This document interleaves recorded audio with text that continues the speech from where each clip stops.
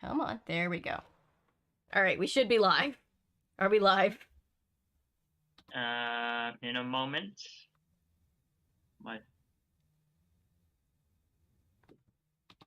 Refresh my phone. Looks like we're live.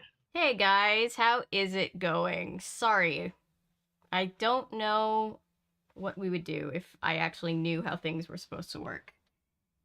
You're alive. Hi Patrick. Hi Cameron. Hi Ellery. Hi Milo. Frozen. Frozen. Of course. Of course. I can fix that at least. I do know how to fix that. Natasha is here, even though we cannot currently see her. Let's... I'm just lurking. Lurker. You know. Switch over. That's Say hi. We can now see Natasha. Oh yay, hi. Yes, Natasha is in the void. Natasha is in the void, basically because I cannot figure out how to... I was adding sources, so I was going to have everybody up at once. I'm still trying to figure that out. While I'm figuring that out, somebody can read a chapter from this book. And until then, I can just have the one who's reading up on screen, is my plan. Where did we leave off? Like, what page? So we are on page 95, the beginning of chapter 13. I do not remember whose turn it was to read. I think it might have been Natasha's. But... yeah, I think you're right. Okay, 95. Let's figure this out. See if we can get some nice accents in here. Huh. Okay, chapter 13? Yes. Yeah, do we need to summarize what happened last time? Oh, yeah. As if it was already not making sense. Okay, so there's... where do I even start? There's the Enterprise, and they're going on a mission to save a Vulcan woman because they got a message of distress from her. But they're also bringing with them that one lady who's, like, space racist. And what was the last thing that happened? They found, like, bodies that had been tampered with in, like, cryo-freeze. Yeah. That was not a good summary. Like somebody else can summarize better. I know, I'm pretty sure that's it. And, like, I think they're just now sort of figuring out something's going wrong, and they don't trust the little creepy child. Oh yeah, there are creepy children with superpowers. That's always fun. So yeah, so that's where we are.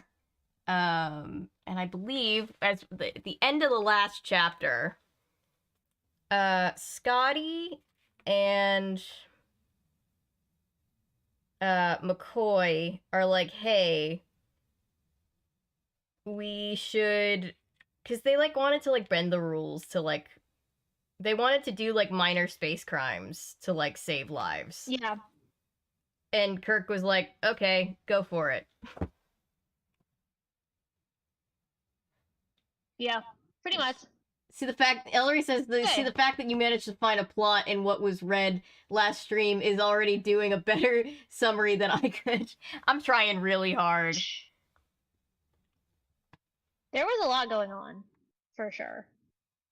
Okay. Alright, so, chapter 13.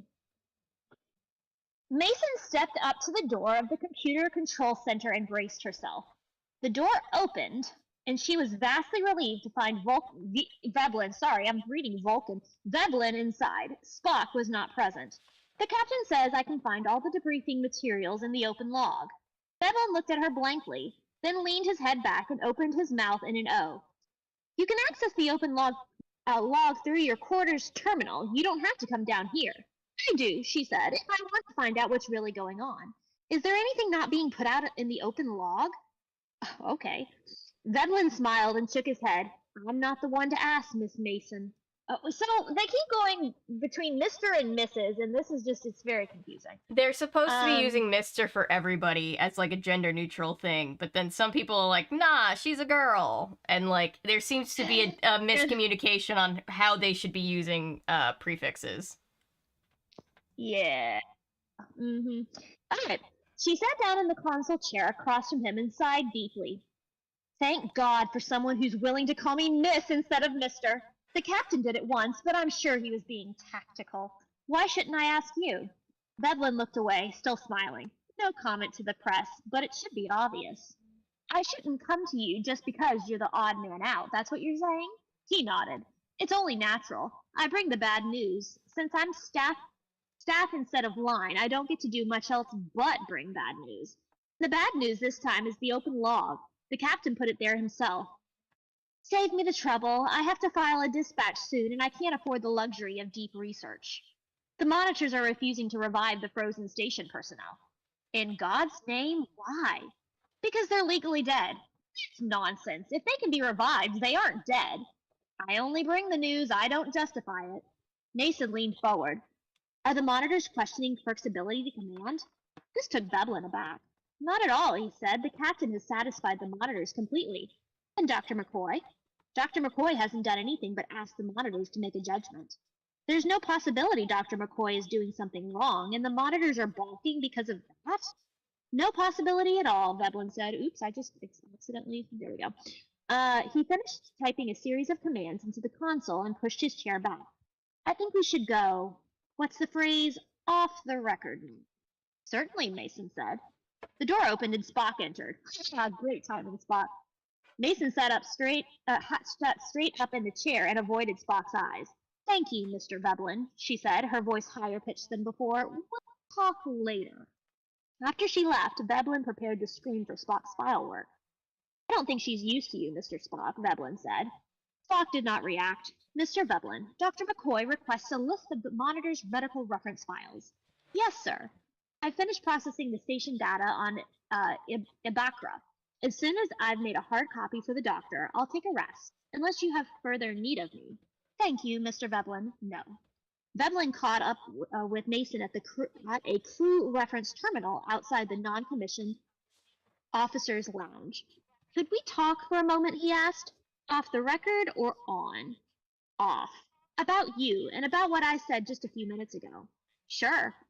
They took the elevator to Area 39, the all-crew recreation room, and found a seat at an empty games table in an isolated corner. First, Veblen said, I don't appreciate your coming to me as if I were the weak point in the Enterprise crew. That wasn't my intention at all. And second, I think you're on the wrong track, and I think you have some problems of your own to solve. Where do you get off? Wait a minute. You said you'd hear me out. He stared at her with an intensity which cut off any further protest. I'll tell you why I'm angry all of a sudden. Sure, I wear my uniforms a little out of regulation, and I'm not in the best shape compared to the rest of the crew. And I'm staff, the only staff officer aboard the ship. But I am no weak point, and my work proceeds no matter what anyone else's attitude to me is. It wasn't my intention. I've never thought of you as a weak point. Good. Then maybe my next shot will be more on target. I'm in charge of maintaining and testing the monitors. Incidentally, I work with Mr. Spock on all the ship's computers because the monitors interface with virtually every system on the Enterprise. And I work with the captain because the monitors are very complex and no command officer should be expected to be completely familiar with a new and difficult system. Yes, Mason said, watching Veblen very closely. If you think there's a story in the captain's problems adjusting to the monitors, that's fine. We may be uncomfortable with that kind of coverage, but that's the way things are. It's a legitimate story. But if you think you're going to find material proving Captain Kirk is trying to frustrate the monitors to somehow get around them, I'm here to tell you that's a dead end. I've had the captain question me, even harangue me, about some point or other, but not once has he suggested I was at fault, or that I am not a part of the Enterprise. Any alienation you see is largely due to me, not to the captain or the crew. I have to follow my instincts, Mr. Veblen. We're in a very tough situation here, even tougher than you know. Veblen looked down at the table. I'm sorry if I've been angry with you. What I say next has to be doubly confidential. To Mason, it was obvious that despite everything he had just said, Veblen needed to let his hair down with someone. This is a weird... Anyways, we've been off the record. I keep my word. The monitors aren't perfect. They're only as good as the people who programs them, and the laws that they follow are not perfect. Dr. McCoy is up against a brick wall. I'm not going to say why just yet, but I want you to understand. I want somebody to understand. They're going to have to do something, and if worse comes to worse, they're going to have to find a way around the monitors.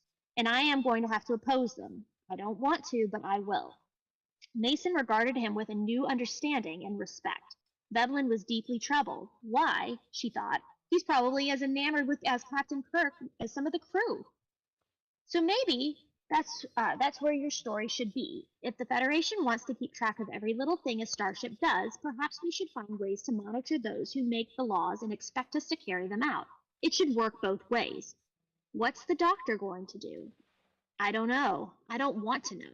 What I don't know won't hurt me, right? She nodded. So we're both outcasts here, she said, by occupation, if nothing else. Yeah, and you're a space racist, but all right. Spacist, I hope you'll if you will. excuse me. I hope you'll excuse me, Veblen said, flushing now. But I believe you're having some problems too. Oh?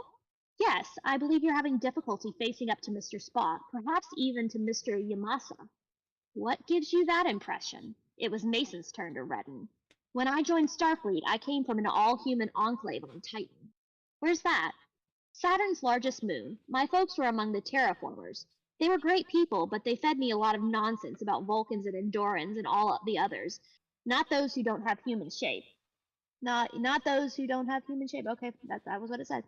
We hadn't even met any but humanoids. I had a lot of garbage in my head to overcome. From the way you avoid Mr. Spock, and he paused. Well, I've read parts of the file FNS sent up from Yalbo. My file? He nodded.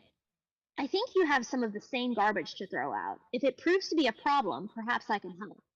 Thank you for your offer, Mason said, standing, and I hope I've helped by being a sounding board. Veblen shrugged. But from here on in, I think I'll want our interviews to be on the record. I have to get down to the station. I can't file reports when I haven't even been on the scene. She nodded curtly at him and left Area 39. Oh Lord, Chekhov's here. No. Chekhov briefed his replacement, ensigns Polly and Washing, then called the Enterprise to be beamed back on board. As the transporter effect began, he saw Radek watching from the storage dome. Parallel red lines crossed his vision as the beam disassembled his visual cortex. There was nothing unusual in that. But the expected reverse effect and the appearance on the transporter room of the Enterprise did not follow. Instead, Ensign Pavel Chekhov found himself in a very dark, very lonely place, filled with a multitude of precisely phrased questions. Transporter, interrupt! Schallert punched the engineering alert button and immediately brought the backup systems online. The transporter hummed a deep bass tone, which began to rise in frequency until it was a sweet high whistle. Then the bass tone repeated. What is it, Mr. Schallert? Oh, sorry. Oh, gosh. Well, I can't. You don't have to do it if you don't want to. We can imagine Chekhov's voice. You, though. We believe in No, you. it's Scotty, actually. Oh. This is Mr. Oh. Schallert from the main engineering control deck. There's a delay in Ensign Chekhov's assembly, Schallert said. I have the backup memories. Oh, gosh. I can't do this. I'm just going to make something up. Is he in full memory? Scotty asked. I don't know, sir. The transporter isn't responding to anything. I'm on my way. Just as Scott left the comm, a single transporter began to assign on the assigned deck.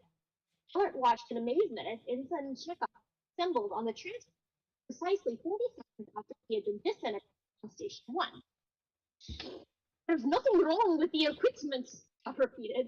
He stood between McCoy and Kirk on the transporter room, his short black hair hanging in strands across his uniform smudged and his hands clutching of engineering diagnostics. Well, until you find out what is wrong, McCoy said, decertifying that monster.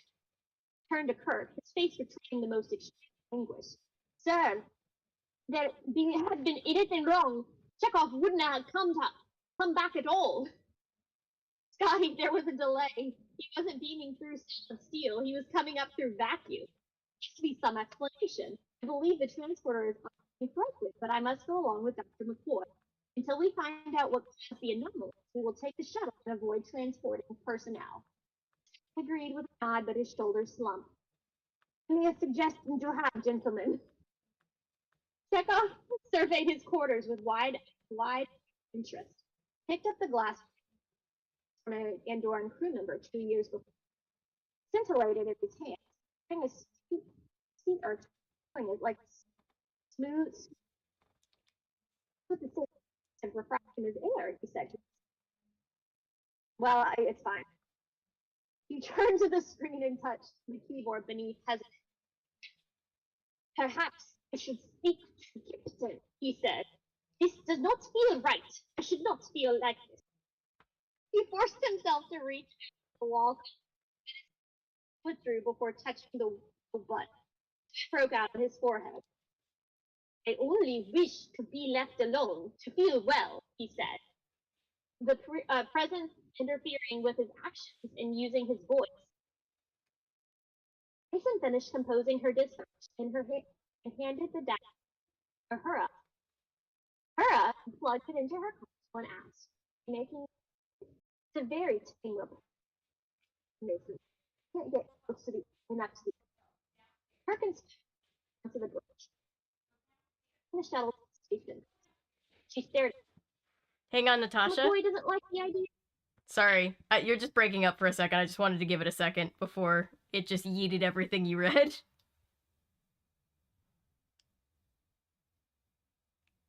Kirk is totally banging the ship, Anton says. Sorry. Try. Go ahead.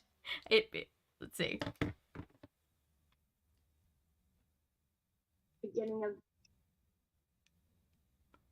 Mason finished composing her dispatch and handed the data to Hura on the bridge. Hura plugged it into her console, making the grade. It's a very tame report. Close enough. Oh no. Now I can't hear you at all. Can everybody else hear Natasha, or is it just me? If it's just me, I can live with it. I just wanted to...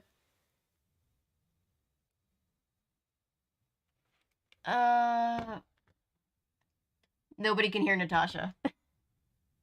Natasha's volume has forsaken her. Hi, Turner.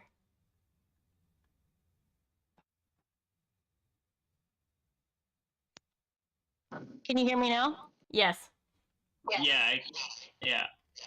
Okay. Can you hear me now? I can hear you now. Okay. Well, when did that go off? Just like a second ago, I just wanted to stop you because I didn't want to interrupt you, but I didn't want you to get to the end of the chapter and have everybody be like, so we heard none of that. Okay. Right at, it's a very tame report. Yes. Got it. Okay.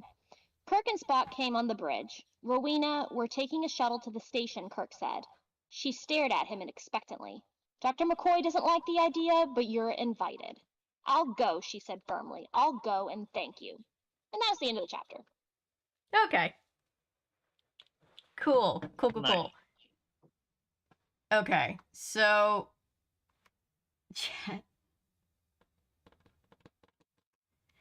Hey, guys. Alright, cool. So, here, I'm gonna switch over to Anton, since Anton's got the next chapter. But to check in with chat, by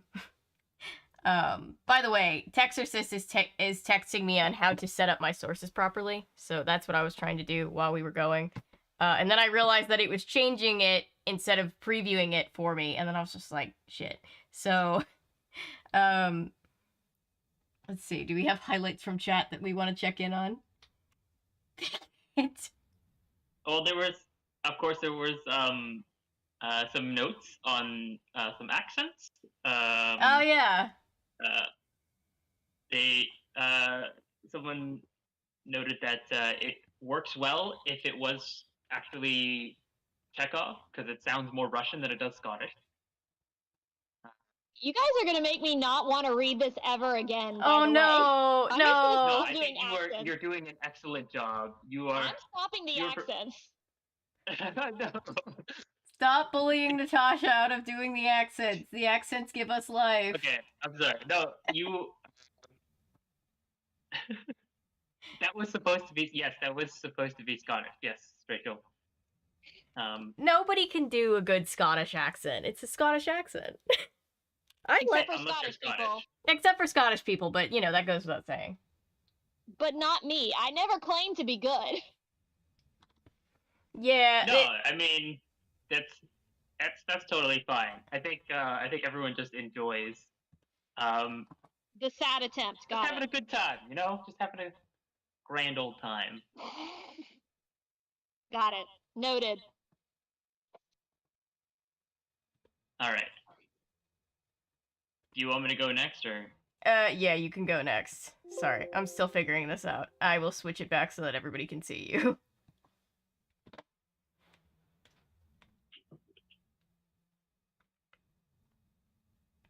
Okay. Patrick says, "I'm sorry, Natasha. Are we friends again?" Yeah, I mean, I know and I'll only tell you guys this because you guys understand. I have it in my head, but I can't. I'm really dyslexic, guys. Like, I know it doesn't come across that way, but I'm using like 99% of my brain power to make it sound like a normal conversation instead of anyways. And so You're good. accents, I just don't have time to think about that at the same time, and so I'm just a little bit sensitive about it. I'm Rachel having says, a good time, but I'm just a little sensitive. "Rachel says, no, it was amazing, No, Natasha. We appreciate you." No, Ellery Thank you says, guys. I appreciate you guys you're as doing well. you're doing an excellent job with like making it sound like a conversation while reading, which is not Yeah. not an easy thing to do. "Oh And, no, I like, struggle so hard."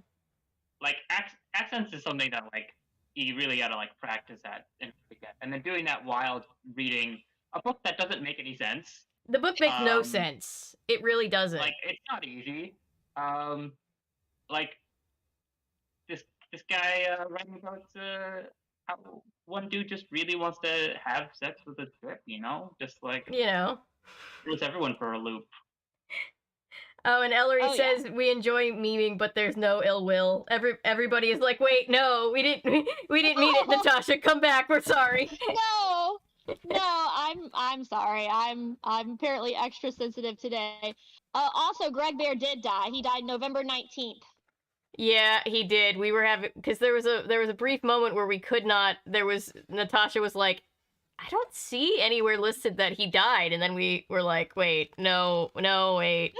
We had to verify. Has anyone seen the body? Oh, that's horrible. I shouldn't have even said that. I'm so sorry, guys. Oh, no. Again, we're not here to meme on Greg Bear. We just have questions about the book that he wrote. I almost bought us a miniature Ouija board today because I thought about that. Oh, but then I was like, no. no. Oh, no. I feel like we would invoke something we didn't want to, so. Oh, gosh. So I didn't. Thank you. Call. Thank you for not doing that. I figured. Oh my gosh. We have like Avery, there's like 5 minutes left on this forum. Yeah, we're just gonna have to renew it. It happens. Here, I'm gonna return it now and then renew it. We're on page 103 and renew it. Yeah. Okay, give us a second, guys. We're going with the free stuff. All right, borrow for an hour. All right, I will be back in just a moment. All right. Okay. No, we're not. We can't blame our tech problems on the author of the book. Oh, nice. It saved our spot. That's cool. That is nice. I mean, it should because it only lets us borrow it an hour at a time, which is dumb, but Yeah, I don't know why that's the way that it is. But luckily, you only get access to this power for 1 hour at a time. It has to be regulated. No, I'm not trying to yeet Natasha. I'm trying to get Natasha back. But the thing is, so here's the thing. Oh, did I die? No, I messed it up. Hi, Milo. This is the stream. It feels weird saying that any one stream is the stream of chaos, but this is really the stream of chaos. And we work hard to continue that tradition, yeah. That title, yeah. Also, if anybody is a Marvel fan and you haven't seen Black Panther, which I know is a travesty because I'm a huge Marvel fan, I just saw it today. It was very good. it was, I thought, almost better than the original in a lot of ways because it dealt with grief. And a lot like WandaVision, it looked grief in the face the entire movie, and it was really beautiful. That's good. Ellery says that he thinks that the stream that wasn't was arguably more chaotic. I mean, that is the chaos killed the stream. So yeah, I do see where you're coming from. That's fair. Video killed the radio star. It was more like video killed the video star. That's our new single. Video killed the video star. Yeah. Oh yeah, and well, all I can think of is because I sent you that thing where it said Limp Baguette, and I said Limp Baguette would be like a good band name. Yeah, not Limp Bizkit, Limp Baguette. Yeah, the No. cousin of Limp Bizkit. Yeah, no, it's Limp Baguette, which is like his richer older cousin that's way worse. His richer older cousin who's way worse. Yes. Hi, oh, thank you, Milo. Thank you for Milo found a bunch of Cheetah Girls books for us to read on stream. Ooh. I know. We read the first one, and I had no idea how many there actually were. I didn't realize there were any. That's cool. Yeah. I mean, I'm not surprised, but Do you think Limp Bizkit is a person? No, but like if the band had an older brother. Yeah. No, it's Here, let me- yeah. I'm gonna go to the stream as Thank well because I am not technologically advanced and my computer is older than most middle school students, and I gave up using it as a computer a long time ago, so give me a moment. Limp Baguette feels like it should be a Limp Bizkit cover band from France. Yes! Let's do it. Okay. Oh, here we are. I like how Avery just photoshopped. Did you get a picture in that spacesuit too, Avery? No, I just haphazardly photoshopped myself That's into the picture. Even better. Because I didn't care and it made me laugh that it looked so bad. I'm telling you, it's the jank adds to the charm. It does. It really does. For those just joining in, I am being joined remotely by Anton and Natasha. However, I'm struggling to figure out how to get both of them on screen, Well, so apologies Hold for on. that. So within the Discord pop-outs, if you just like make it turn it back into, what the thing that you just had, like if you where we're in like the top right, Wait, okay, hang on.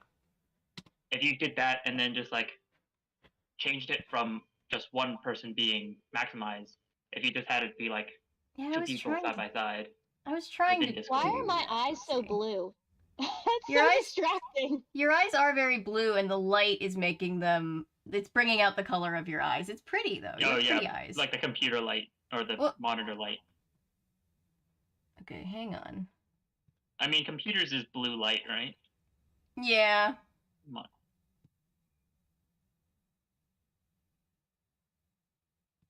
Why is it not? That's not what I wanted. I don't know. You had something before. Okay, this It's is okay. We this. just go back. If you can't figure it out, we just go back to what we had. Okay. One person in the void at a time. Can we just go back to what we had? Cool. You piece of crap. That's what I say to my computer all the time. Well, technology is being mean. Sorry, Fine. Anton. Oh. You can resume reading.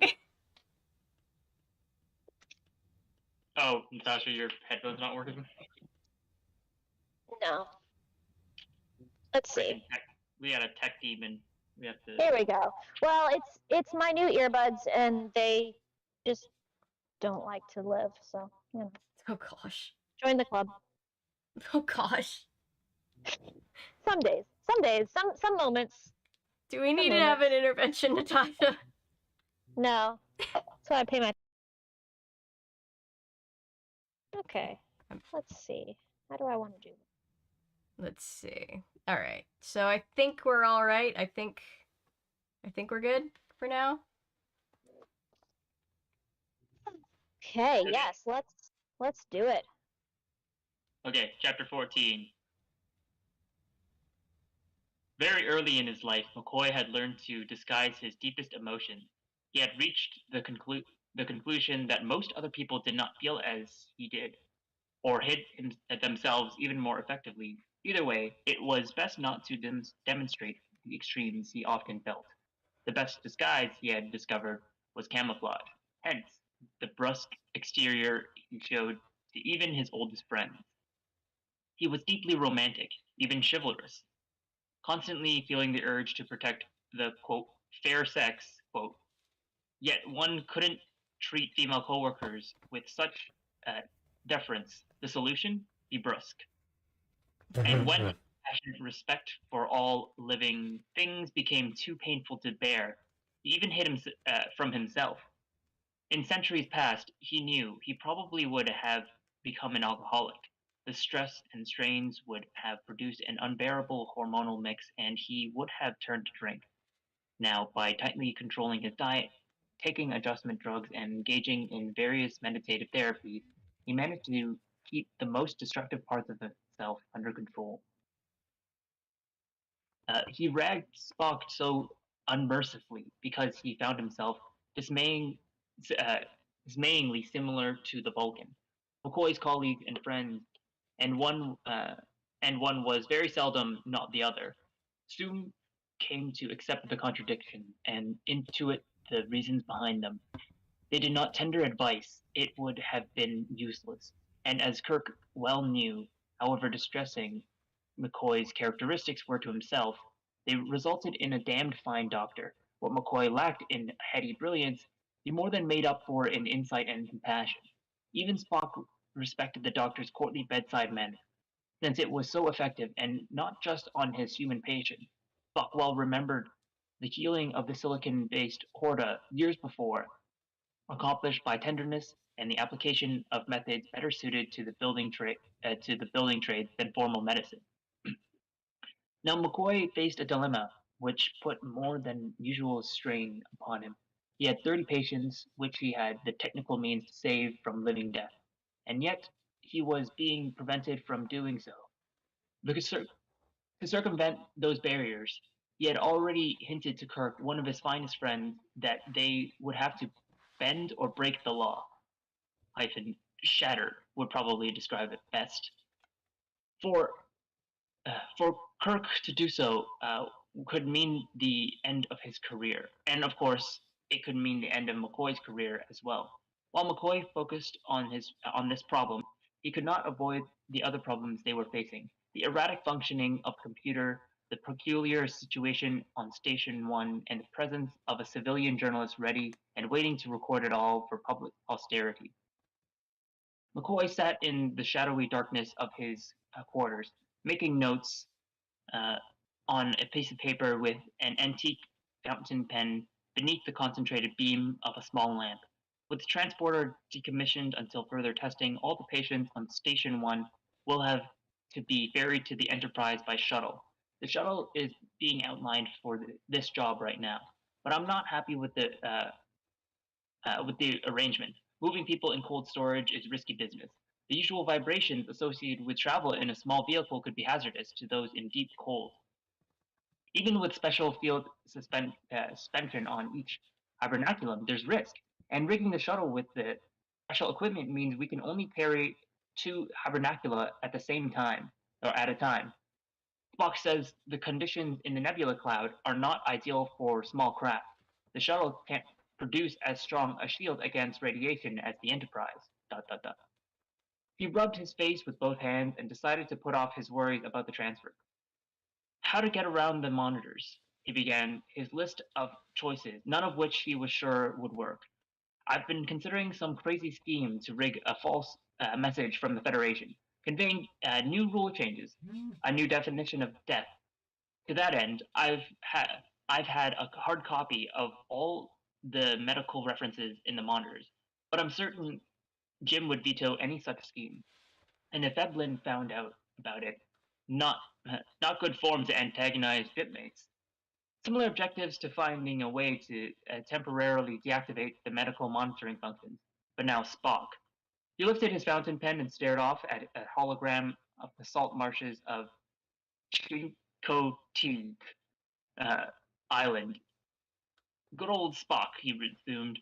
Spock has been laying hints all around about a way to get even deeper into the monitors legitimately. The command monitors maintain the experienced memories of 6 command rank Starfleet officers, and in the medical monitors there are 6 more, all ship's doctors. What was Spock's motivation in passing clues to McCoy? The doctor knew the answer immediately. As a Vulcan, Spock was primarily obedient to his duty, then to his manager, then to the mission. Spock's motivation was to eliminate a dilemma which could wreck not only their mission, but his commanding officer as well. Vulcan duty required no great respect for laws, especially human laws, that were self-defeating. Trust the Vulcan to find a legitimate way to get around human inadequacies. McCoy smiled. If all else failed, Spock would arrange for him to have a direct dialogue with the experienced memories in the medical monitors, but there were no guarantees. But it's smarter to avoid taking the bull by the horns when you can lead him around by the tail. He put the paper away in his loose-leaf diary and screwed the pen back into its cap. Before he could proceed with Spock's help, he had to make sure they had the means to shuttle the hibernacula in the first place. He had long since learned to tackle problems in order of increasing difficulty. That way, if any problem was insoluble, no time was wasted on the next tougher step. All right, I guess we got Chekhov here, so here we go. Here we go. Whoa. It looks like you're really, really trying. I'm really trying. It's just so bad. I'm trying so hard. I'm like messaging Spencer, and he's like, "No, don't do that. Do the other thing." And I'm like, "Okay, I don't know." Anyway, continue. Sorry. It's getting kind of close. It's getting there. Continue. I can. What if I like move over to this side? Would it? Spencer just text me, alt-click, Avery, alt-click, crops, please. All in caps. I'm trying, Spencer. I'm really trying. Sorry, Anton, I didn't mean to interrupt you. No, it's okay. If I move myself over, does that? I don't know if that helps. You're good. You're good. I'm so sorry. I figured out how to. That's alt clicking. That's doing the thing.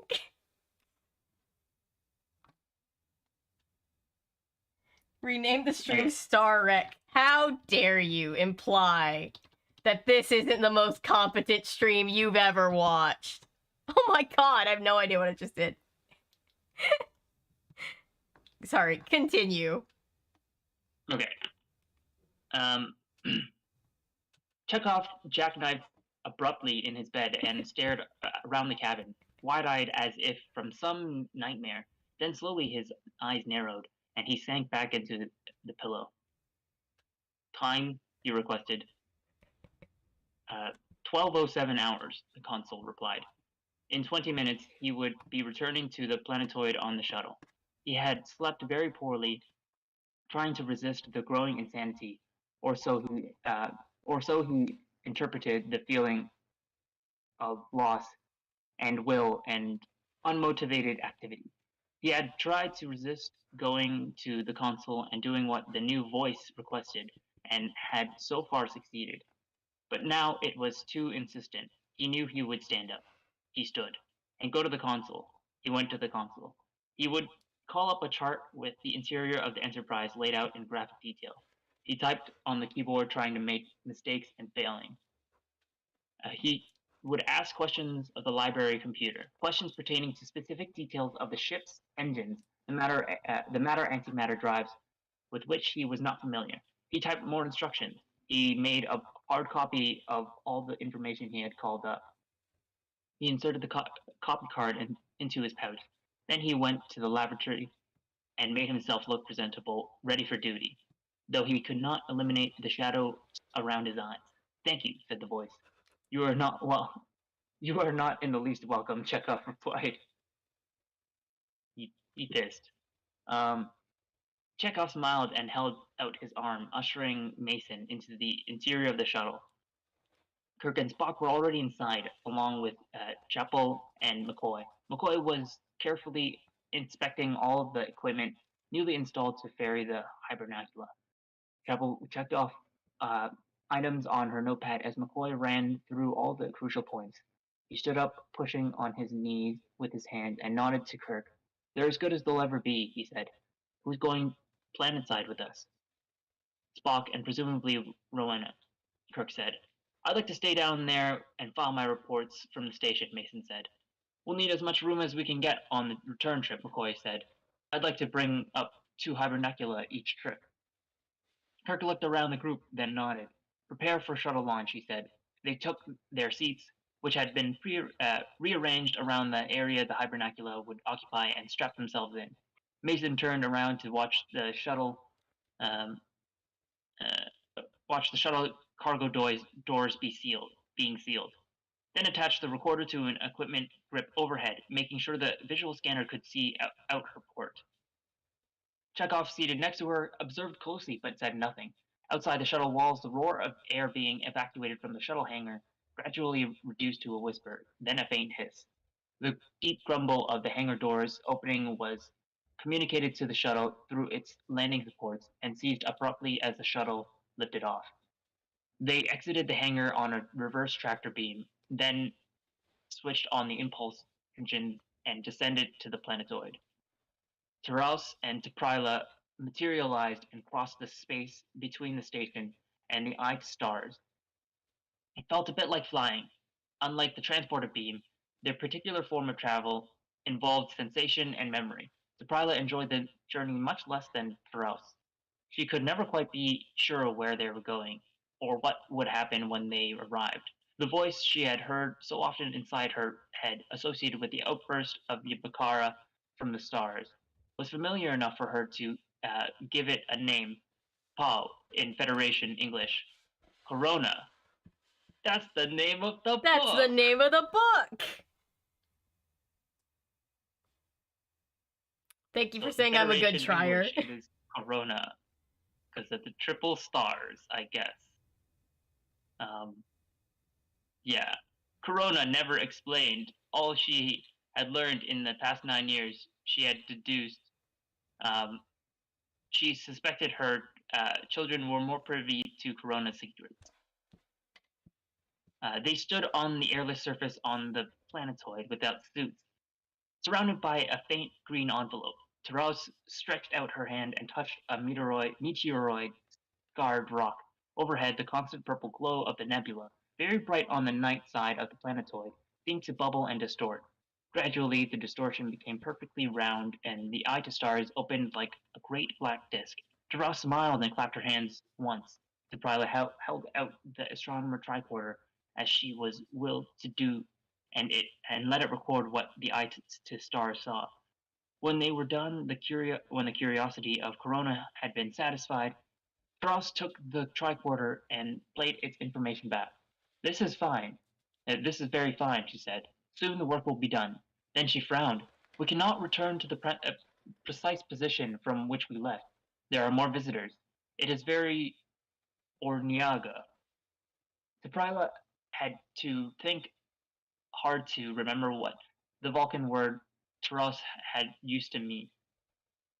Let me reread that. T'Pryla had to think hard to remember what the Vulcan word Taras had used meant. It meant irritated. She hadn't heard the word for decades. It was virtually never used in polite Vulcan conversation. She said nothing. She had no power to say anything. Her opinion was not wanted, only her scientific abilities and her labor. Her arm itched abominably, and she could not even scratch it. So that's the end of chapter 14. It just seems like people are real pissed throughout this chapter. Yeah. I'd like to go back to the beginning of the chapter where he was like talking about sexism. when he was like how to deal with your female coworkers. Oh, Be yeah. as brief as possible. Oh my gosh. Alright, give me 1 second, guys. I was laughing at chat.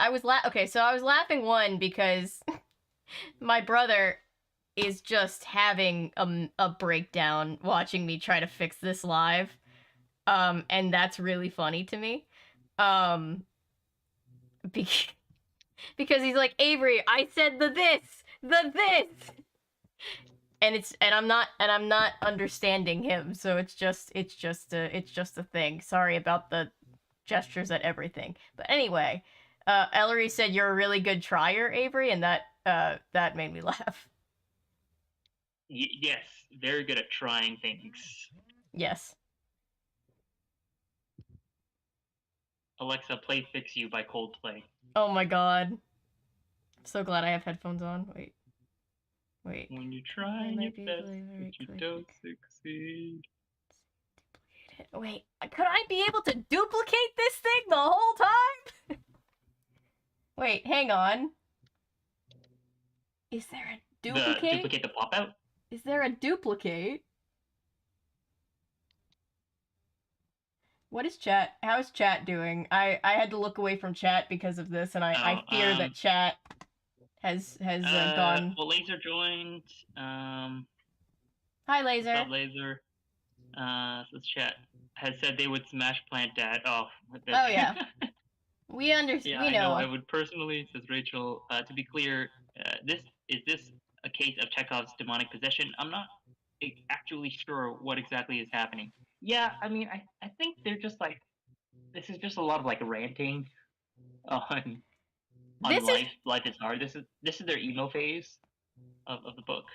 Hey, Pizza. Yeah, I'm genuinely just so confused. This is easily the most confusing book we have read on live.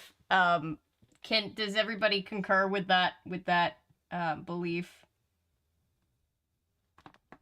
Is it possible for you to show like the book on the stream? So yeah, this is the book. Got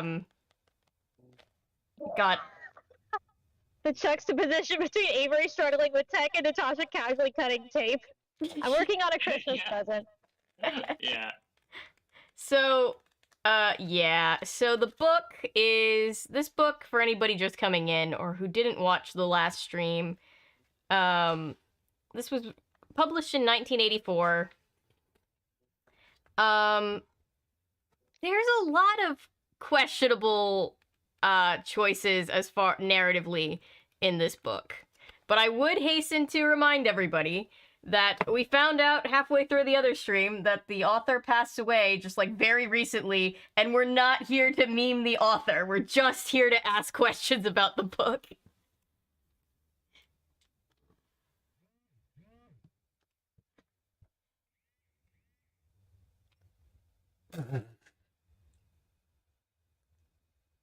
Hang on. Spencer's sending me... Oh, hang on. Okay, Spencer, I have two. I have two things that do two different things. That is the things. How do I get this one to be different of this one? Is my question. Because if I switch to this... Sorry, I didn't mean to give everybody... Sorry, go ahead. No, it's okay. I'm just noticing that the Boro is now unavailable. Another patron is using this book. Please check back later. What? Oh, what? What? I can still see it. Yeah, but are you on your account or? I'm on Avery's account. Oh, I think it only lets so many people view it at once. I don't know. Here, I can log out if I need to. Yeah, yes. I think it logged me out. Spencer, I understand. You're about to read next. I am about to read next. We can figure this out. Spencer, I understand that. I have these two. I just need to make it so that they are both each being seen on one. Do you see what I'm saying? Now. I am. Well, three from my perspective. Yeah, I'm seeing. Yes. I'm seeing Anton and Anton. I just need one to be Anton and one to be Natasha. Ellery says, to be fair, I think anyone who didn't watch the last stream is about as up to date on the plot as those of us who were. Yeah, we have no idea what's going on. I'm just confused. I'm just thoroughly confused. And I'm having tech demon issues, so I'm doubly confused. I'm just a kid and life is a nightmare. I am just a kid and life is a nightmare.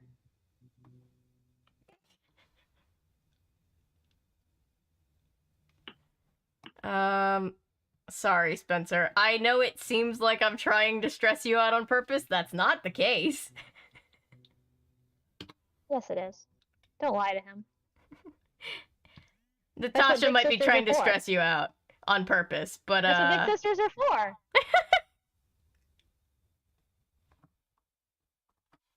I'm getting more updates. Also remove yourself. Non-video participants.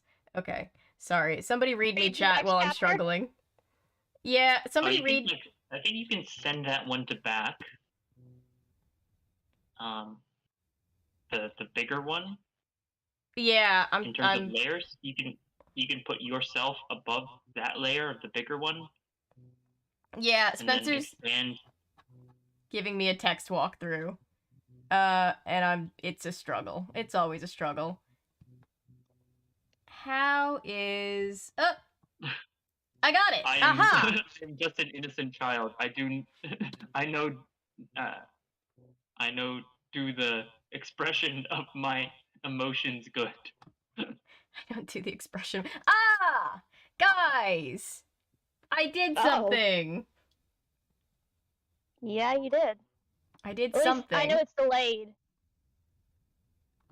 I need to get rid of this one. Hang on. Well, okay. At least I can see both of you if I do this for now. Now please Okay. crop them. Yeah, Spencer goes, now please that crop actually kinda them. works. I'm trying to crop them, Spencer. I'm literally trying. I'm going to think that continue works. with chapter 15. So, yeah, go ahead. Go for it. Sorry. Okay. The shuttle landed at the cargo lock of the storage dome, its landing fields disturbing years of micrometeor dust and ejecting it in straight rays from the pad. A boarding tube automatically stretched from the lock to the shuttle's rear cargo doors and connected with a sigh of equalizing pressures. Mason's ears popped. She reached up to release the recorder. As the Enterprise party left the storage dome, Chekhov broke away from the main group and encountered Taras in a side corridor near the research dome. Part of Chekhov stared curiously at the closed hatches. No one had yet seen the station's rebuilt science areas. Taras held out her hand, and he gave her the hard copy of the Enterprise charts and specifications. Aww. She nodded, and without a word exchanged, he hurried to catch up with his shipmates before his absence was noticed. Did someone already notice that? It's fine. It's fine. The group keep passed going. by. The group passed by Watching and Polly standing the current watch. Chekhov relieved them and told them to return to the shuttle and wait for the rest of the group to join. Nothing to report, he asked, wondering if they, too, were being controlled. The burst of hidden anguish he felt was so intense that tears came to his eyes. Nothing unusual, said Polly. It's a bit chilly down here, society-wise, but I suppose that's not unusual. He grinned. The understood words were, for Vulcans. Chekhov watched them return to the storage dome. McCoy and Spock went to the hibernaculum chamber, escorted by Anuak and Takosa. They turned on the environment fields and entered the chamber lock. The locked doors closed behind them, and they stood in the cold and silence. Outside, Takosa and Anuak waited to take them to the medical center for the scheduled meeting with Greg and T'Prala. Spock scanned the hibernacula with his science tricorder while McCoy took final measurements. The doctor bent down and beside the hibernaculum closest to the inner chamber locked door and examined the connections on the power supply cables. We'll have to move them quickly, he said. The pallets can keep them cold for about 5 minutes. Then we'll hook them up to the shuttle power supply. Spock motioned for McCoy to examine the display on the science tricorder. Your suspicions are correct, Spock said. There is no further damage, but they have been tampered with. Why? What would the others gain? As you suspected, the sleepers seem to have been utilized for informational storage. That seems highly irregular, Spock. Besides, they're too cold for their brains to have any chemical activity. At their current temperature, their brains would have superconducting properties. No chemical activity would be needed. They could store enormous amounts of information without benefit of normal memory operations. Okay, let's change the page. If that's the case, thawing them would destroy the information, erase it. Spock nodded. So what do you think the others will say? If we are finished here, we can only go to the medical center and find out. Spock, you've been tight-lipped since before we've arrived. You behave like a cat who knows where a whole cage full of canaries is hidden. Sometimes I get the willies just looking at you. I would assume that is a normal state of affair for you, Doctor. McCoy handed the tricorder back to him and shook his head. Jim thinks we're conspiring on something, and maybe we are. If so, don't you think co-conspirators should share all their secrets? Perhaps later, Spock said. McCoy knew better than to press him any further. They exited the cold lock and accompanied Takosa and Anuak to the meeting. We cannot allow removal of the sleepers, Greg said. He stood before the Enterprise visitors in the station medical center, hands gripping the edge of a stripped-down diagnostic table. There is too much risk. T'Pala, the children, Takosa, and Anuak regarded the visitors with a calm isolation which, to Kirk, seemed like contempt. I've evaluated the risk, McCoy said. There is some, but it's minimal. Kirk glanced at Spock to gauge his reaction to this turn of events. Spock stared intently at Greg, who refused to meet the first officer's eyes. While we respect Dr. McCoy's expertise, we have learned much about the Ibakra radiation in the past 10 years. We are constantly bathed in it, but at a level which cannot cause any more damage to the sleepers. The Ibakra is considerably reduced by proximity to our planetoid. In the shuttle, however, the protection is taken away. More damage may result.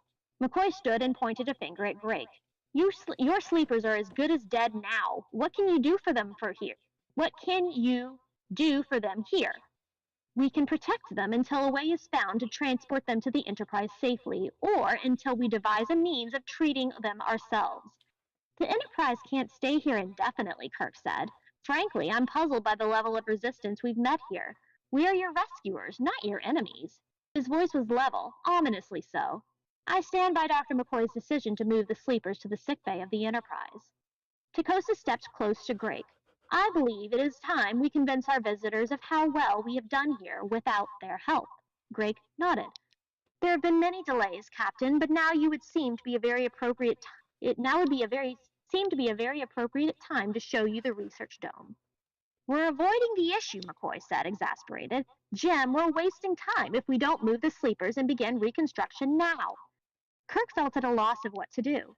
It was obvious that Spock still did not wish to reveal the existence of the Ibakra shields, but mention of the technique now would save a great deal of trouble and argument. Or would it? Would they find another excuse? And why didn't they know about the Ibakra shields themselves? Their research on Ibakra had been so comprehensive. He disliked making decisions which would further antagonize McCoy, but he couldn't think of a way around it. I think there's time enough to take a brief tour before we make our decision. He hoped McCoy could sense what was going on. The doctor looked even more exasperated, but did not protest further. Good, Greg said. As I said before, I believe we have many surprises in store for you. All right, turn the page. Thank you. Veblen finished checking the form memory and experience memory units of the transporter and shook his head. Scott waited anxiously a step behind him. I have to agree, Veblen said. There's nothing wrong with the circuitry. Then it must be an outside interference, perhaps radiation. Ibakra operates at a different layer of fraction space than transient memories, Veblen said, frowning. He took a data pack from his belt and hefted it, thinking. He had neglected to feed the new information from the station's researchers on Ibakra radiation into the stochastic algorithm. I don't think it would have any effect. However, I'm at my wit's end, Scott said. I've checked every aspect of the transporter function from power supplies to the memory coordinators. There is nothing wrong with the transporters. He put on a look of defiance. It's not my machinery that's at fault, and I've never heard of a delay in transporter assembly. It's a puzzle, Veblen admitted. I'll back your report as much as my expertise allows. Thank you, Scott said, relieved. Veblen left the transporter room and took the turbo lift to the computer command center. He plugged the new information into the algorithm, which had been placed on temporary hold, and then asked for a specific level of inquiry. Is there any chance, he typed on the console, that a personnel aboard the station have learned to manipulate Ibakra and are using the knowledge to cause anomalous events aboard the Enterprise? He restarted the algorithm and leaned back in his chair, biting a fingernail and waiting for any coherent result. Mason tugged the recorder closer to her and walked behind Radek. She felt completely out of place, yet she had a strong sensation of something very important about to happen. Greg led the way to the research chambers, followed by T'Prala and Spock. The others squeezed through the open hatchway after them and all stood in a loose grouping to one side of the station's largest dome. It was easy to see now where all the equipment and storage had been put to use. The dome was crowded with every conceivable combination of hardware, electronics, and computers jury-rigged together in large piles without much apparent regard for placement or visual order. To Mason, it looked like a child's playroom. A Vulcan's child playroom, perhaps, the child having been given anything he wished for. She glanced at Radek and to Rouse and met the girl's eyes. For a moment, they stared directly at each other. Mason shuddered, and not just because the girl was Vulcan. She thought she was getting used to being around Vulcans. For all his quirks and strange appearance, Spock was certainly no ogre. But to Rouse, there was a cold appraisal in her eyes that went beyond the constrained emotions of a Vulcan. Very impressive, Kirk said diplomatically. Drake walked them around the perimeter of the dome until they came to a raised platform on which was mounted a small control panel. The FNS recorder positioned itself near the edge of the platform, motors within whining softly as its lenses followed Greg up the steps. It is a preliminary construction, Greg said, motioning for T'Prala to join him. Radek followed his mother. But what it does is much more impressive than its appearance suggests. Radek stood at the control panel. Greg seemed to hesitate before continuing his explanation. With the transformer, we are in control of all forms of matter, energy, space, and time within the vicinity of the station. Our researchers have given us a mastery of the very foundation of the universe from which all creation arose. Our work is tentative, but we have accomplished a great deal. Mason saw McCoy's lips move. He seemed to be saying something about madness. My son will prepare a demonstration. Radek reached out to the dimly lighted switches on the panel and touched a few with the conservative grace born of long experience. He knows the system better than his father, Mason thought, wondering why Drake himself didn't perform the demonstration. The machinery in the dome made itself felt with a sensation beneath sound, a reminder of the presence of great power. Then, very slowly, Radek faded. It took the visitors some seconds to realize what was happening. Chekhov, even, tightly controlled, jumped in startlement as the boy simply vanished. Mason believed she saw a flicker in the spot where the boy had stood, but it could have been a trick of her eyes. Spock observed the dematerialization without reaction. While Radek's exit was quite interesting, Spock had noticed something very peculiar while walking around the dome's perimeter. Some of the equipment had been scavenged from a Starfleet unmanned rescue vessel, no doubt the one that had been sent out years before, never to return. Some of the puzzle, for him at least, was starting to fall into place. Shallert was standing the watch in the main transporter room, duty which did not require constant vigilance, so he spent much of the time studying updated equipment manuals. Out of the corner of his eye, he thought he saw something move on the transporter platform. He looked up. A smiling Vulcan youth stood on the reference deck. Shallert blinked, and the boy was gone. Mouth open, he checked the transporter's console. It was not turned on. Besides, there had been none of the characteristic sound or transporter effect. He hesitated, then called for security on the comm. Olas here, came the reply. Edward, Jonathan here. Clear out the padded cell in the brig. Are you registering an intruder? No, Olas said. What's up? Wait a minute. There's a warm body in Quadrant 2, Deck 7. Nobody was there a second ago. On Deck 7 of the saucer, or primary hull, in the corridor just outside engineering in the Impulse power plant, Radek walked alone, staring at this and that, marveling at the construction of the metal ship. He stretched his hand out to touch the door to engineering. It was locked, but that did not matter to Radek. It opened. Oh, did it open? It was locked. Whatever, it's fine. It opened, and he peered into the multi-level chamber. Engineering was almost empty. Only one junior officers stood on the second level facing the grid which divided engineering from the impulse engines. The impulse engines were shut down. Very little orbital move adjustment was required by the Enterprise at that moment, and that could be handled by the docking and positioning engines mounted at various places around the outside of the ship's engineering and primary hulls. That was a very long sentence. Yes, it was. Okay. Very quietly, very boldly, Radek strolled by the control panels without attracting the officer's notice and quickly realized that this was not the Enterprise's main power plant. He visualized the outboard nacelles housing the main propulsion units, but decided against touring them for the moment. He had been gone for 30 seconds, and it would be best to return. We're rather used to that sort of coming and going, Kirk said as soon as he had recovered. We do it often ourselves. He was aware of the difference between transporting and what Radek had just done, but he wasn't about to reveal his astonishment to Greg. The boy has not been dematerialized and assembled by a transporter, Chaprala said, stepping onto the platform.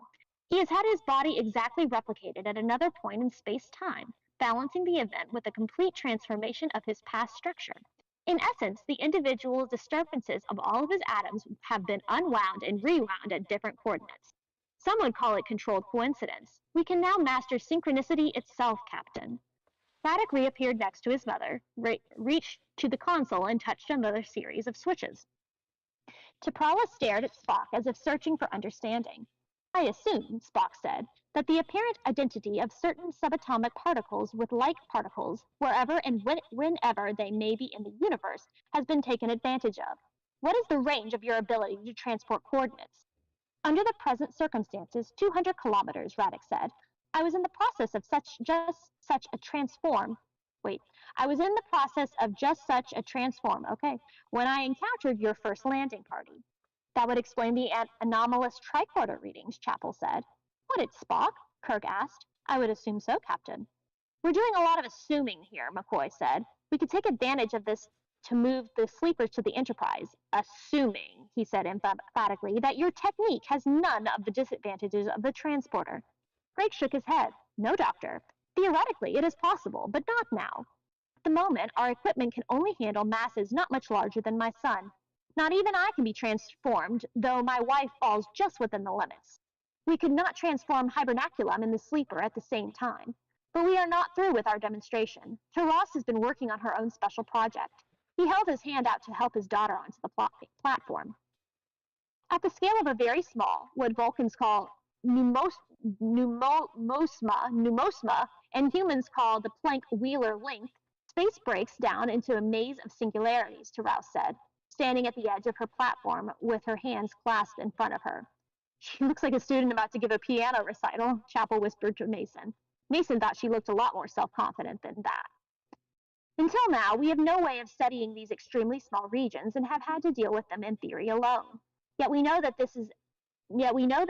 it is at these levels that the nature of matter and energy is determined. Now, through the transformer, we can create virtual simulations of small regions of space and time, and of very large regions as well, up to the size of a universe. These simulations are correct in every detail but one. They are not themselves real. Soon, we may in fact be able to recreate regions of space and time with the final touch of reality, and our work will be near completion. She was almost offhand in the way she pronounced her next words. Our goal must be quite obvious, of course. We intend to create a new universe on a scale where we can control and study its development. When we can do that, we will be close to understanding the most interesting period of our own universe, the first few minutes after creation. Everything after that interval has been decay and decline. Not quite that bad, I hope, McCoy said. Fascinating, Spock said. Mason was more confused than fascinated. Kirk hardly blinked an eye. Taras lifted an arm and touched several buttons on the console with the same easy, familiar grace of her brother. Please watch the transparent chamber to the right of the platform. It is there we will begin the demonstration of It is there that our demonstration of the very small will begin. End of chapter. Gosh, that was a lot of words. So that was a lot. So I'd like to point out Ellery and I had the same question, which was when it said that when they said warm body, Ellery said, "Oh, look, a warm body. Warm as in alive or like fresh but deceased?" And so Misfiring says fresh corpses. And so Ellery says, or no, so then Ellery says, yeet me into space. Are they cloning the not corpses to pseudo-revive them?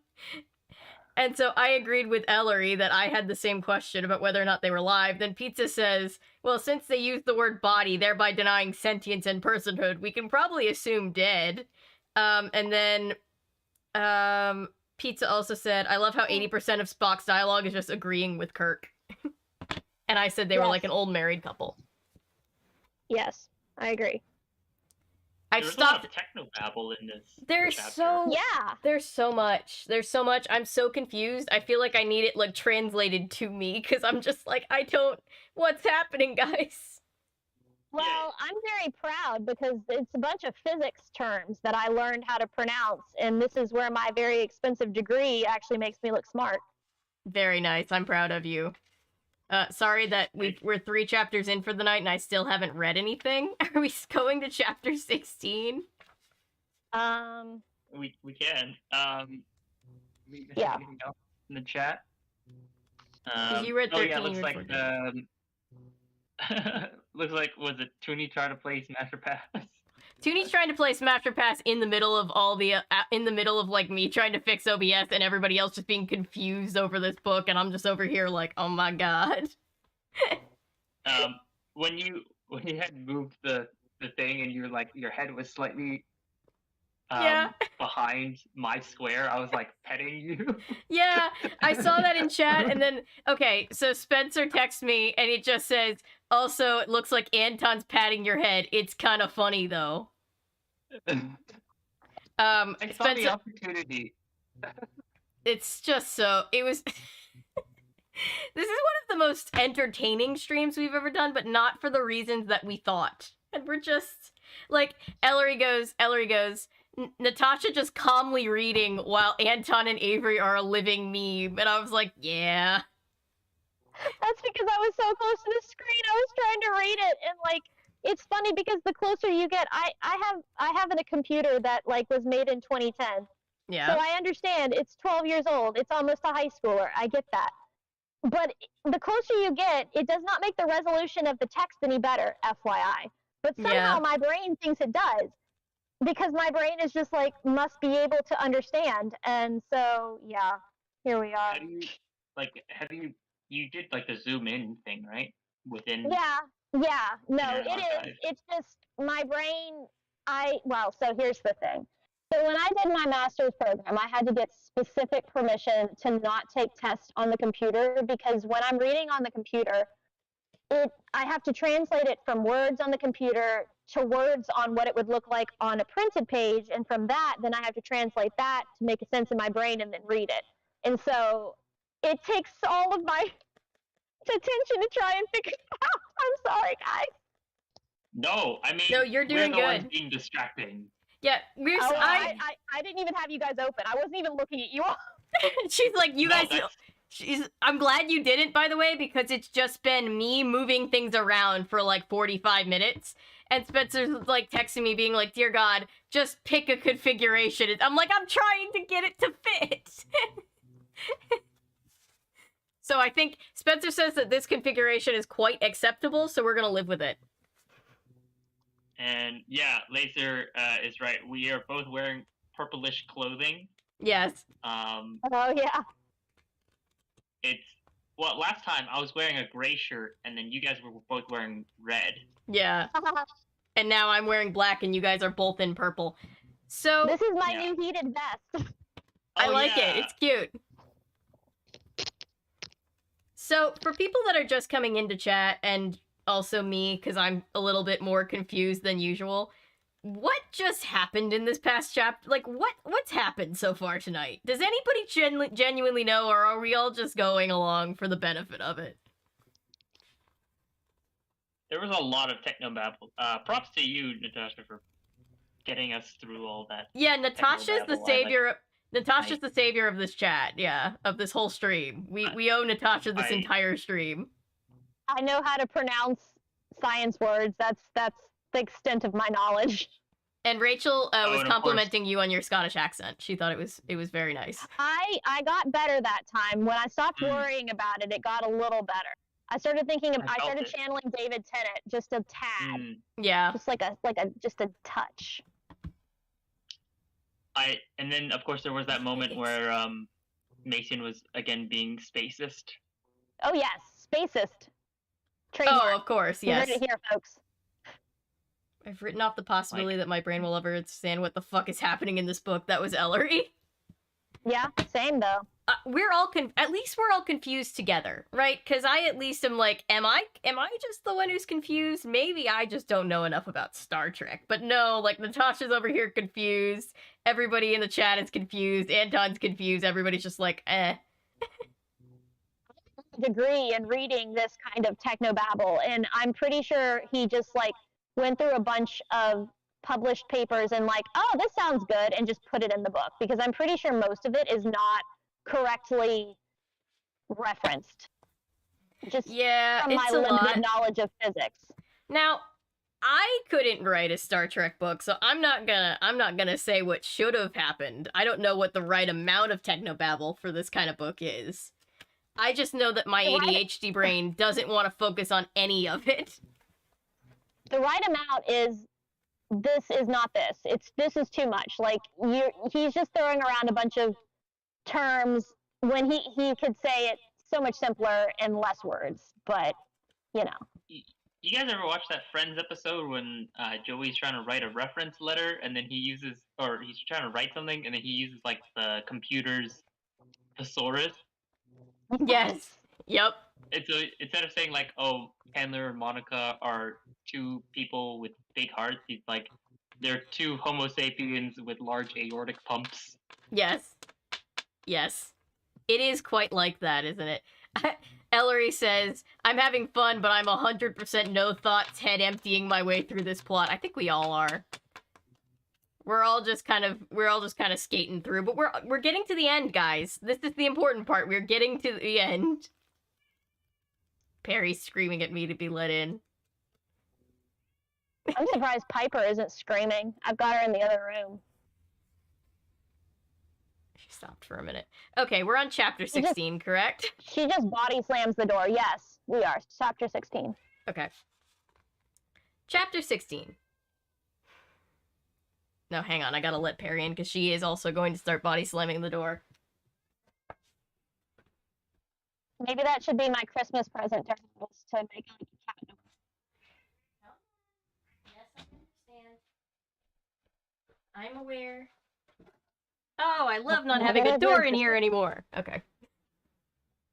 Alright, Perry, come here. Come on. Please don't jump on the off switch on the computer, because that's all that I need right now. No, you're just gonna sit there and look at me? Okay. Chapter 16. The glass sphere mounted on a single silver rod filled with what looked like the shadows of trees. Wait. Filled with what looked like the shadows of... Oh, that's it. That's the sun. Okay. The shadows began to whirl around, drawing dark bands around the sphere's perimeter. The bands smeared and merged until the sphere interior was a uniform neutral gray. Our eyes can only perceive things that they are familiar with, T. Ross said. For that reason, most of the simulation will be lost to us. And again, because our eyes rely on light... because our eyes rely on light. Hi, Perry. Perry, I lost my place now. Because our eyes rely on light to carry information to them, what we perceive will not be totally accurate. Still, the simulation contains all of the information necessary for a thorough understanding of the foundations of space-time. What we have difficulty perceiving, our machines can interpret for us. The sphere is now filled with elusive colors rising from the neutral gray and being absorbed back into it. Mason felt as if she were being hypnotized, even at a distance of 5 or 6 meters. The display soon filled her field of vision. For an instant, she thought... Hi, Perry. For an instant, she thought she saw the sphere fill with snakes, but the snakes became clouds of floating balls.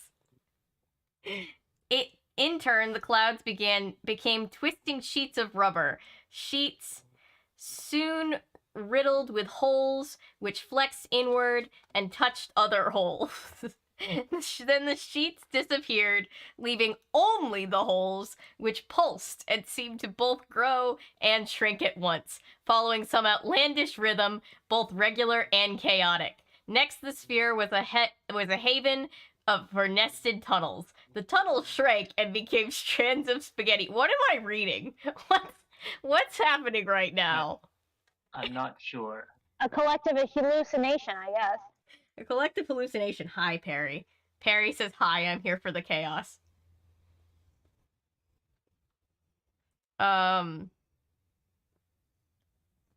Spaghetti. I was on spaghetti. Only the holes. Following some. The tunnels shrank and became strands of spaghetti. The spaghetti turned a wondrous blue-gray and danced so vigorously, the entire dome seemed to spin around her. Kirk saw something completely different. He was reminded of the propellers on old-fashioned airplanes, thousands and thousands of spinning, varying in pitch, the blades lengthening and joining until all were connected, yet still spinning individually. Chekhov felt a kinship with what was in his sphere. He recognized it, or rather, what was controlling him recognized it, with the same bizarre nostalgia one might hold for burned-out wreck of an old home. It made no sense to Chekhov, but he participated nonetheless. Natasha is me. Natasha is all of us, and I love that Natasha is here to witness this with us. Even Perry's like, what the fuck is this about? Do you see Perry? Perry is me.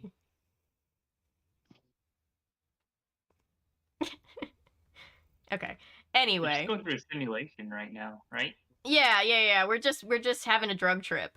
Chapel saw an infinity of bizarre flowers. Their petals, no, don't bite the book. Their petals linking and unlinking. Spock made an effort to see only what was there. He could not. There was nothing real in the sphere, nothing onto which he could hook the rigid logic of his race. He was instantly and uncomfortably aware of the limits of his conditioning. Vulcan sought total logic in a universe built on controlled chaos. The effort ultimately had to be futile. The display saddened him, depressed him, aroused his human half. So he's just over there while everybody's tripping, being like, man, I wish I could be drug tripping.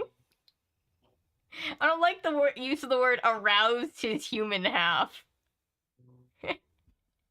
I don't like that at all. No.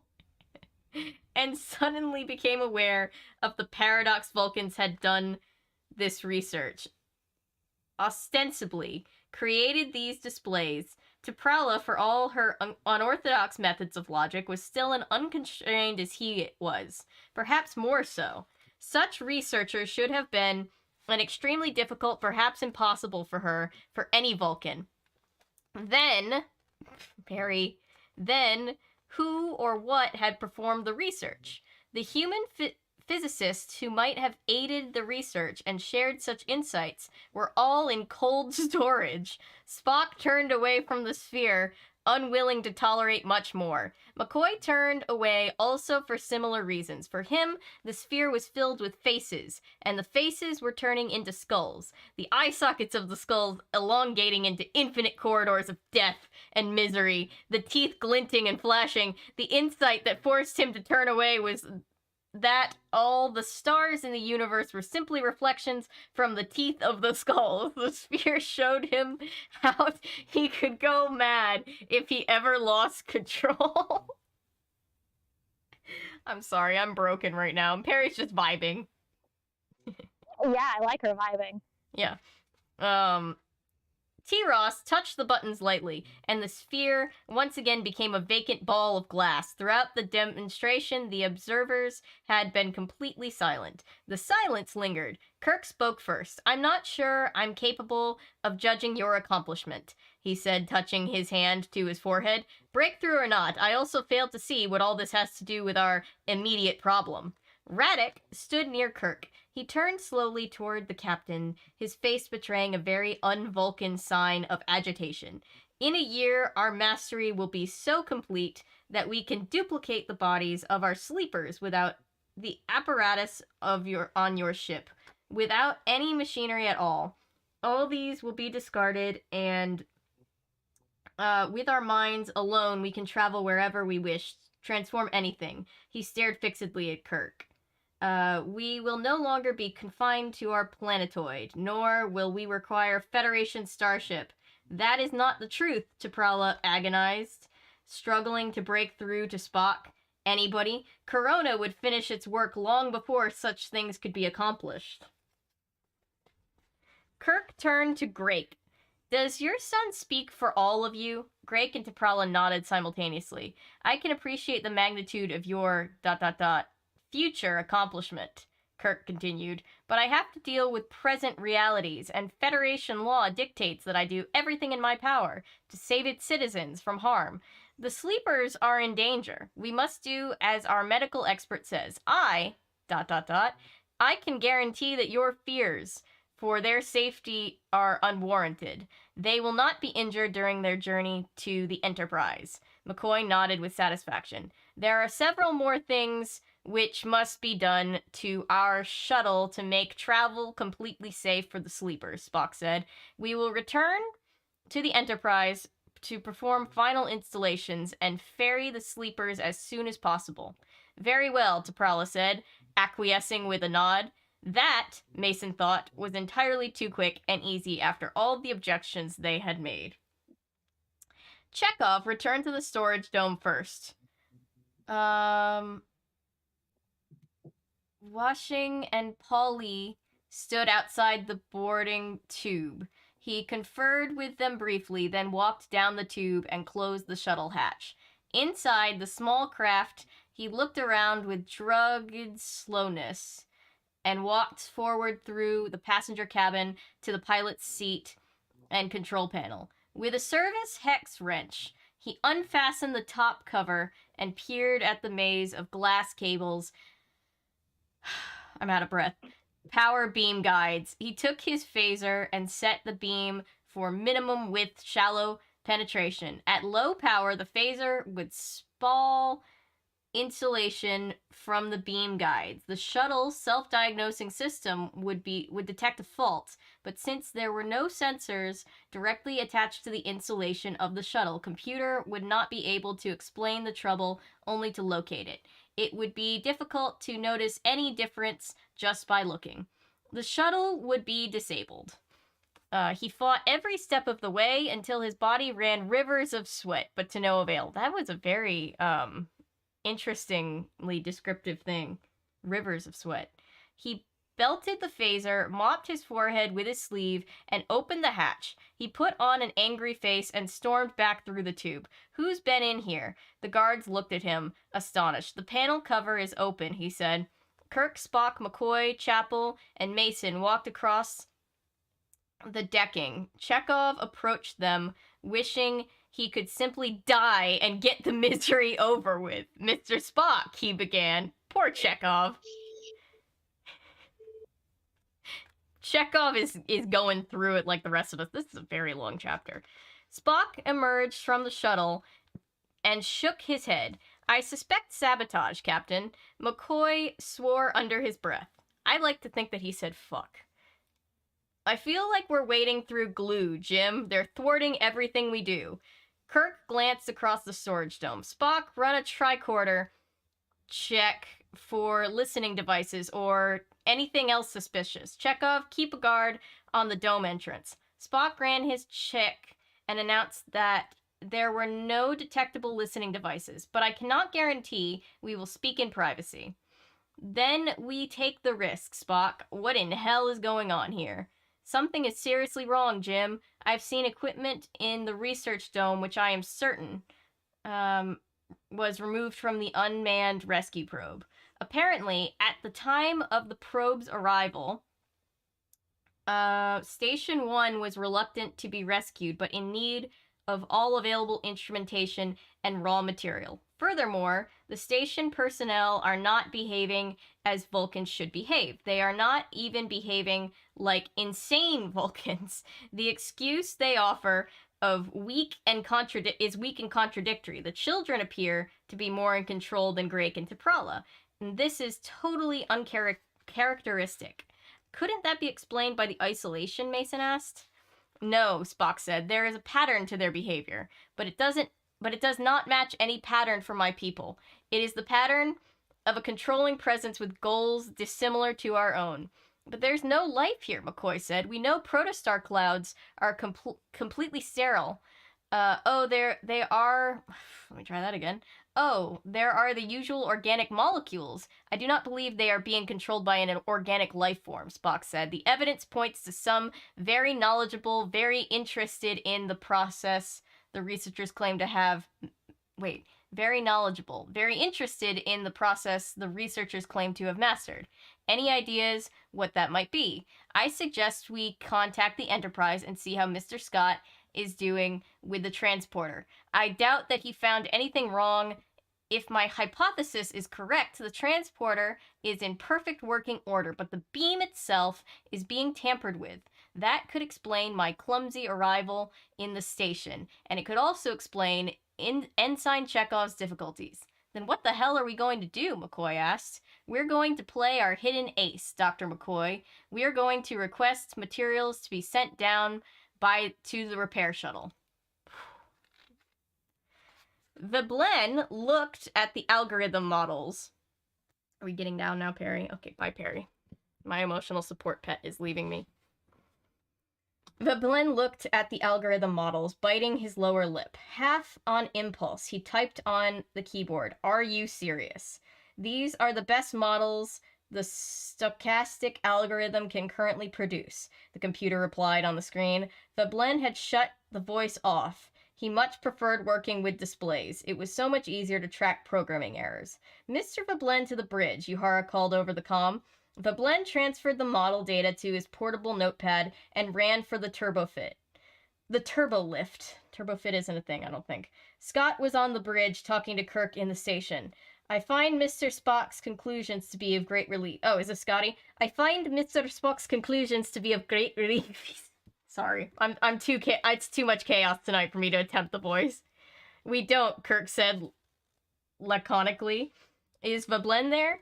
"Present, Captain," Veblen said. "Mr. Veblen, Spock has a special request for shuttle repair parts." Veblen and Scott looked at each other. Veblen was certainly not the man to handle parts replacement. "Mr. Veblen," Spock said, "the Galileo 2 requires the following kits." Spock recited 26 separate kit numbers, apparently from memory. Veblen took them down quickly, then handed them to Scott. Scott looked them over. Only 5 had anything to do with the shuttle, and none, surprisingly, with the hibernacula. "I am also interested in how the algorithms are adjusting to the new data. Has there been any advance of Model C in probability?" Veblen's eyes widened. There has indeed, Mr. Spock. Model C is now the prime model with enhancements. The Yabakra. Thank you, Mr. Veblen. Please expedite the delivery of the parts. Until the shuttle is repaired, we are confined to the station. Spock signed off, and Scott shook his head.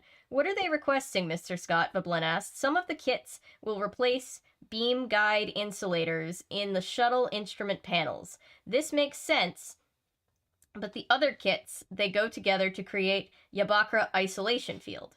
For the sleepers? I don't think so," Scott said. Or to McCoy... Oh, this is Scott again. Or to McCoy, who would have mentioned field dimensions. "I can't believe these will create a large enough field for 2 hibernacula." That wasn't Scottish. I don't know what that was.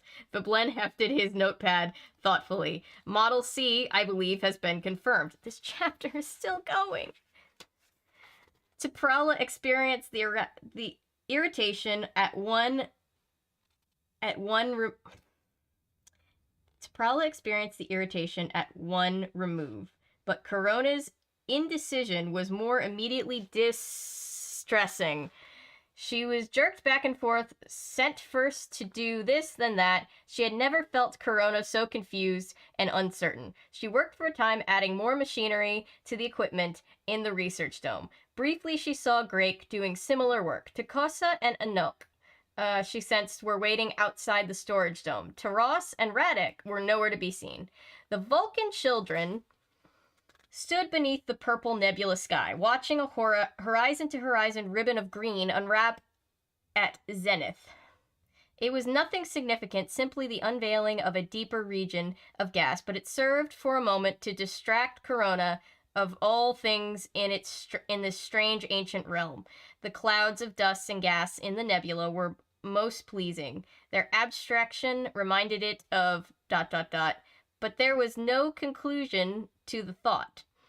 T-Ross touched the rock again and opened the eye to stars. Its goal was so close, but time was growing short. Where would the next appearance be? The eye to stars was more than a telescope. It searched across probable universe as well as the distances of space and time.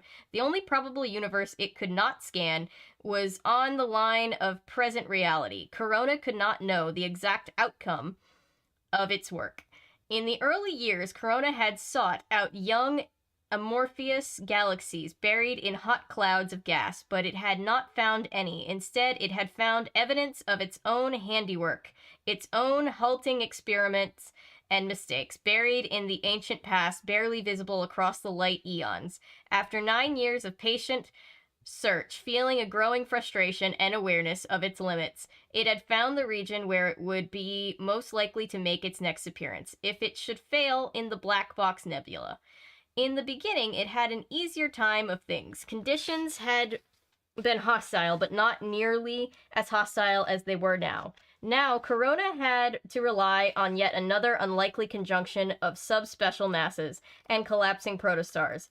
Just such a region had been found by the eye to stars, but it knew the opportunities there were unlikely to be any as satisfying as those in the black box. In fact, if nothing at all, its strange travels could compare. The novelty of the situation lay not in the nebula itself, but rather a typical star womb, but in the Vulcan visitors in living and intelligent beings made of matter. That's the end of the sentence. Corona had never encountered such before. It had no idea how widespread organic intelligence would be in the future, on the next leg of its journey, so getting the work done now was extremely important. And all it needed was a few more hours, unhindered, a minuscule length of the bizarre dimensions that time had become in this old corpse of a universe. But how would it continue its work in the dome and deal with the new, troublesome visitors? It was this indecision which affected T'Prala worst of all. Finally, Corona made a choice. The visitors were much too dangerous. They could destroy some of the most useful information it had gathered and remove the sleepers. If they managed to repair the shuttle, the transfer would begin. Corona had learned too late that humans resisted its intrusions even more than adult Vulcans. Only by slightly rearranging his qualities in the transporter beam had it been able to gain control of the one called Chekhov. And that by a stroke of luck. I forgot that Chekhov was possessed. Okay, moving on. The new half Vulcan combined the worst properties of Vulcans and humans. The first few times in the beam had been insufficient to control Spock. But Corona had learned from failures. If Spock used the transporter just one more time. Scott had trouble controlling the direction of the beam. It veered wildly, first one direction and then another. Veblen watched the chief engineer swearing and adjusting the control slides. There was nothing in the beam but a test device. The kits Spock had requested were stacked on 2 floating pallets near the transporter platform. Is there transporter effect? Veblen asked Kirk. None yet, the captain replied. Wait a minute, just a trace. Aligning the beam, Scott said grimly. It whips about like a snake. The probe should be assembling. Now. Here it comes, Kirk said. It's intact. Bringing it back, Scott said.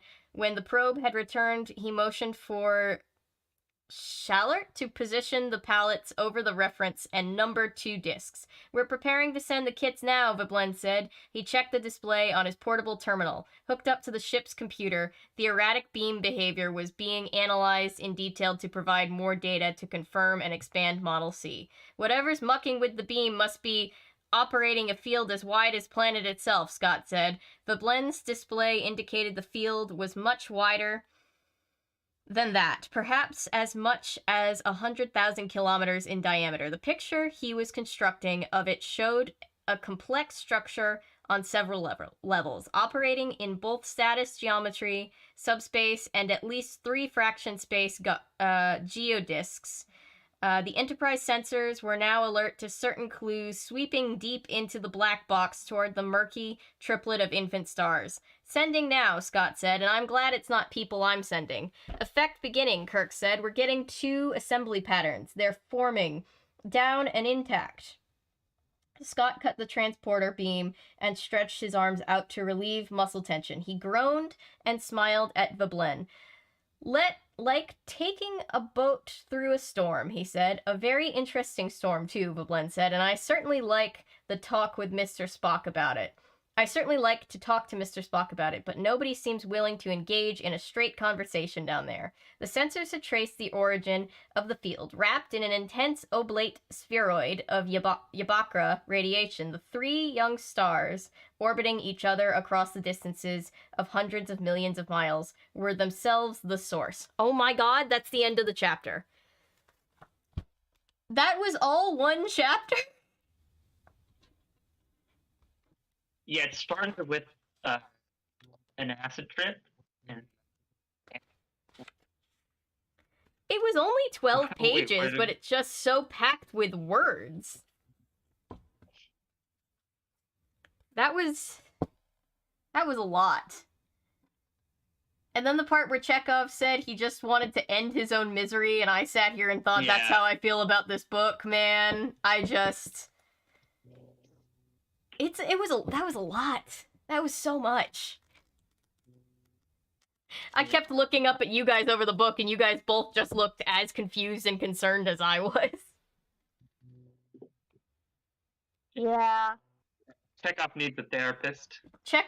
Poor Chekhov, he needs a hug. I feel bad for Chekhov. At least wait, I missed so many things in chat. Hang on. What? Yeah, sorry. Piper was screaming at me. I had to go get her. Oh, I'm sorry, I didn't notice. I was just so, I was so dialed in trying to get to the end of this chapter.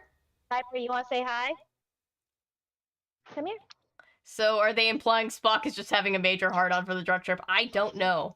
Piper wow, I sure wish hi. I was high right now. Spock, apparently. Hi, Piper. Hi, Pip. She says hi. Hi, Piper. She says hi. Yeah, well. She really also said some nasty words, but it's okay. Oh, hi, Hariana. I didn't see you come in before. I hope you're doing well, too. Everybody say hi. Hello. Sorry, If you leave this room, I'm putting you back. I thought for a second that was directed at me, and then I realized it was the cat. Oh. Hi, Hariana. We're reading this Star Trek book, and it's so confusing, and we're all so frightened. We don't know what to make of it. There's, space sexism and space racism, and we're just confused. And we don't know. Yeah. Is it Anton's? Cameron's really on this this whole fish centaurs question. I thought y'all were reading fan fiction. It feels like we're reading fan fiction. But I would rather be reading fan fiction, I think. It's that, I don't like the amount of times they've used the word aroused. I don't like that at all. I don't like the insinuation that Kirk is attracted to his ship. I don't like any of it. Well, he had to take a cold shower before, remember? He did, and we were sitting at dinner, when Anton was still here, and we were telling my mom about this, and she just was like, "Wait, what? What?" And we're like, "No, that's what it said. I don't know what else to tell you, but that's what it said." Like official fan fiction. I mean, what is Star Trek if not the birthplace of fan fiction? It's true. Alright. Alright. Am I next? You're next. Natasha next. I think you're next. Because Natasha, Natasha read an extra chapter because I was still struggling with the cameras. Star Trek started fan fiction. Oh, okay. Yeah. Yeah. Star Trek Well, no, started the Mary she did, Sue trope, really. so yeah. Plant Piper, you Zaddy need to seems sit down, less sweet girl. unhinged than the longer this book goes on. I know, right? Oh my god. As Perry, human, you will submit. Perry was not taking no for an answer. No, she Perry, wasn't. Avery, oh no. Piper, you need to sit down, baby girl. Cats never want to do anything. I'm trying to gaslight Yeah, well, affectionate my grandfather into thinking he's the one who wants to get a new puppy and not me, so he's more likely to go along with my desire to have one. Respectable. I'm sorry, Anton, you can go ahead and read.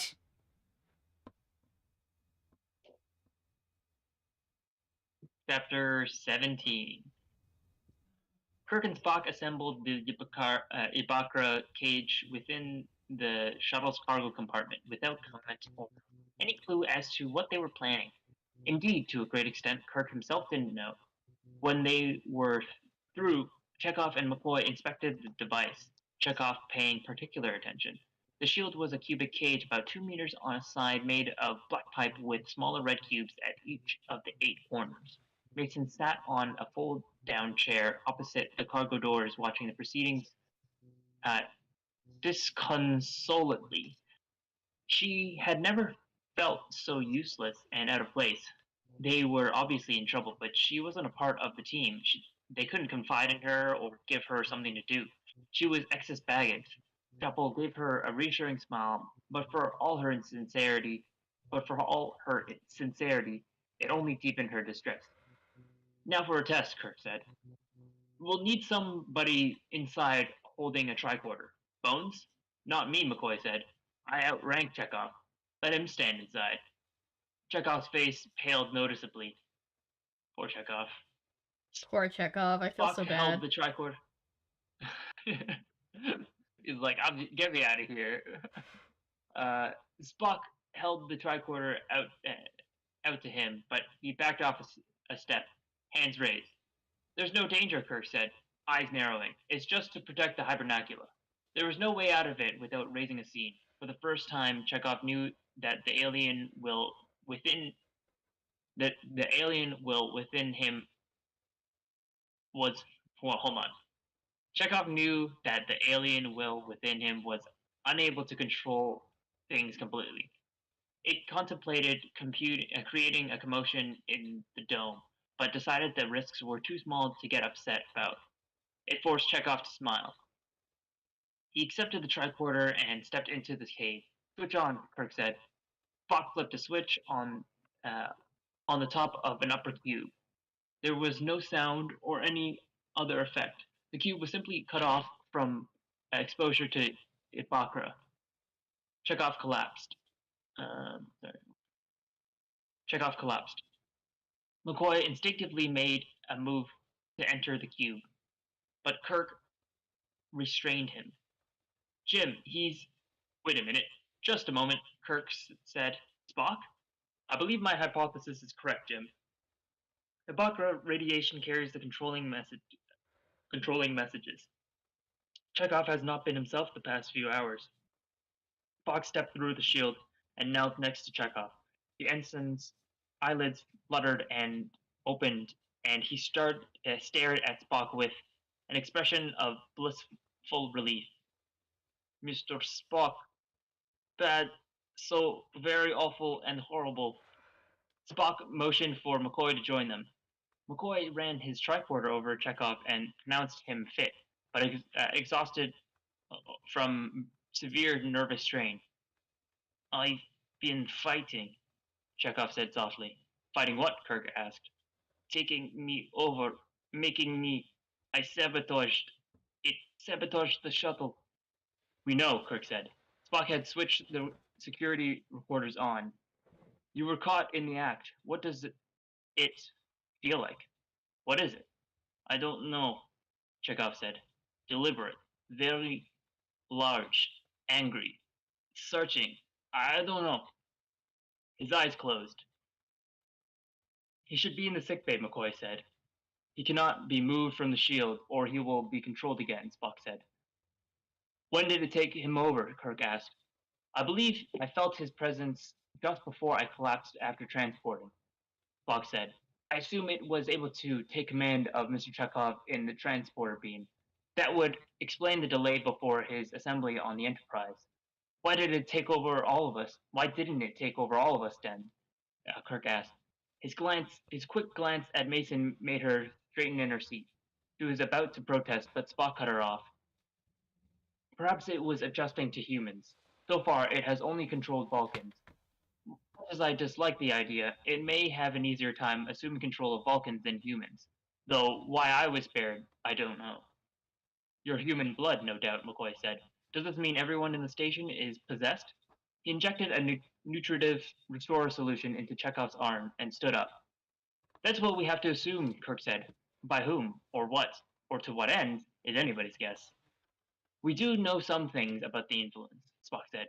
It uses Yabakra radiation, which we have always thought to have a negligible effect on human nervous systems, and relatively minor effect on Vulcans, unless, of course, high exposure occurs under cold storage conditions. Apparently, the effect can be more profound. I have already notified Mr. Veblen that Model C has increased in probability. What in the devil is Model C? McCoy asked. Mr. Veblen's stochastic algorithms produce some rather far-fetched models which we originally rejected. Model C postulated that the inhabitants of the station had been taken over by some outside agencies. The algorithm returned to the model when we fed it more information about Ibaka radiation and the behavior of station personnel. The model, I believe, is now confirmed. At least the ship is aware something's going on, Kirk said. Do we dare tell them something? Spock nodded. It may already be too late to disguise our awareness. What we must do is take advantage of any confusion that could. What we must do is take advantage of any confusion the being might be feeling. With the loss of its sole human puppet, we must bring one of the Vulcans here by force if necessary. I would suggest to Bryla. Any suggestions as to how? By gentle persuasion, if at all possible. If it still has doubts, we must play on. How can I help? Mason asked. Kirk turned and shook his head. By maintaining your objectivity, he said sharply. You're an observer. Observe. Ooh. Jim, McCoy said, but Kirk waved his hand. We're in very deep trouble, Bones, he said. I'll tender any apologies later. Wow. So something's going down, and looks like Chekhov in quite a pickle. Poor Chekhov. I feel so bad. Wow. Are they trying to like get the Vulcans to be possessed? Is that what's going on? I think it's trying to possess anyone it can, but I was really thrown off by the fact that we switched perspectives. Sure. We switched perspectives mid-chapter to the big sentient, faceless Corona. Avery, you are muted in Discord, so neither of us can hear you. Oh shoot! Hang on. Sorry. Sorry, I was typing and I didn't want to distract you from reading. I was saying the poor Chekhov, but also I think they're trying to it's trying to possess everybody, but it threw me when we switched perspectives mid-chapter from one of the characters to the Corona sentient itself. Like, I had questions, and then in my chapter it kept switching between referring to Corona, the thing that's trying to possess everybody, with like gender neutral pronouns, and then we switched to he him pronouns, and I was very confused all around. I have several questions about Corona as an entity. Yeah, it's just, I don't know, man. I was really struggling. In your chat, yes, it would make a lot more sense if we just went improv. Yeah, if we improv this, like, off-book, I think that would make more sense. Can I just say, by the way, we hit 4,000 the last time we did the first part of the stream, and we just hit 4,100. So I feel like that makes me happy. thank you guys if you're new here. I'm so sorry that I don't understand how OBS works, but we're working with it. Natasha, is it your turn to read or is it my turn to read because I skipped one? Oh, It should I'm be still. my turn. Oh, you're still in the middle. No, I'm, Sorry. Like, they're still in. Yeah, I'm still in the middle. I thought I so was too. just I trying was like, did we skip ahead? What's going on? Sorry. No, I was just trying to figure out what's going on. It's okay, Milo. Yeah, you have not missed much except for chaos and all of us being confused. And a drug trip. There was a drug trip that Spock didn't get to be part of, but he was sad about it. All right, sorry. Let me just get back to this. I was just trying to figure out what was going on. In orbit around the planetoid, the Enterprise once again passed over the station within the 200-kilometer limit. Braddock appeared briefly in several of the ship's cabins and corridors, found them occupied, and finally materialized in a narrow, deserted service corridor below the ship's computer, between decks 8 and 9. Light cables and guide beams clustered thickly on the walls and ceiling. There was no artificial gravitation in the service corridor, so the boy floated for a moment, deciding what to do next. Suddenly, as if a finger had been lopped off, Corona lost one of its extensions. The human called Chekhov was no longer under its control. Corona had focused too much of its attention on Radek. Things were happening in the station. Yet it could not just withdraw Radek from the Enterprise, not when there was such an opportunity to learn. If there was a way to control the ship itself, its problems would be over. It would be allowed to finish its work, but now the humans were approaching Deprila, and it could sense the Vulcan female was about to make her move. Radek had been under the control of Corona for so long that it was possible to release the young Vulcan for hours at a stretch, carry out commands already given. In a sense, Radek, Taras, and Corona had developed together, and the relationship was fixed. Without the young Vulcans, Corona would not have had a sense of place and time, not in the way the organic beings had. They had acted as conduits through which it could perceive and interpret what the other Vulcans and humans did. Radek would be left aboard the ship to finish his task. Corona shifted its full attention to the station, but not in time to prevent further disaster. There's no need for me to inspect your work, Prowler said in the Rishak corridor. Kirk and Spock stood on each side of her. McCoy and Mason stood behind them. We wish to demonstrate how safe the sleepers will be in the shuttle, Spock said. That is more for Takosa to determine, the Prowler said. She looked at Spock, and for the briefest moment, Spock saw a glimmer of rebellious awareness, a personality behind the mask. The Prowler's lips moved, saying, "Force me," silently in Vulcan. The mask returned almost immediately. "Nurse Chapel, take her left arm," Spock said. Chapel grabbed the arm and held it tightly. "Doctor, the right." McCoy held the right, and Spock reached for her shoulder. The Prowler's body gave a sudden jerk, and she slammed McCoy and Chapel against the bulkhead. Chapel fell back, stunned, and Kirk moved in to take her place. Mason jumped to one side as the reporter deftly maneuvered out of everybody's way. Spock grabbed the Prowler's shoulder and pinched it sharply. Her upper body contorted, but she did not collapse. McCoy brought out his subcutane and tried to place it against her arm. She whipped around violently, her breath ragged, her face darkening to brown. McCoy found his opening and the subcutane connected, injecting its tranquilizer. Kirk and McCoy released her and stepped back. She leaned against the bulkhead, chest heaving. She tried to stand straight, but couldn't. It was awful to see her struggling, especially for Mason, who was reminded of an injured animal resisting the ministrations of its keepers. Then Prowler seemed to will. 9 years of almost constant possession could not prevent the actions of McCoy's drug. Spock and McCoy caught her as she slumped. "So much for subtle persuasion," McCoy said.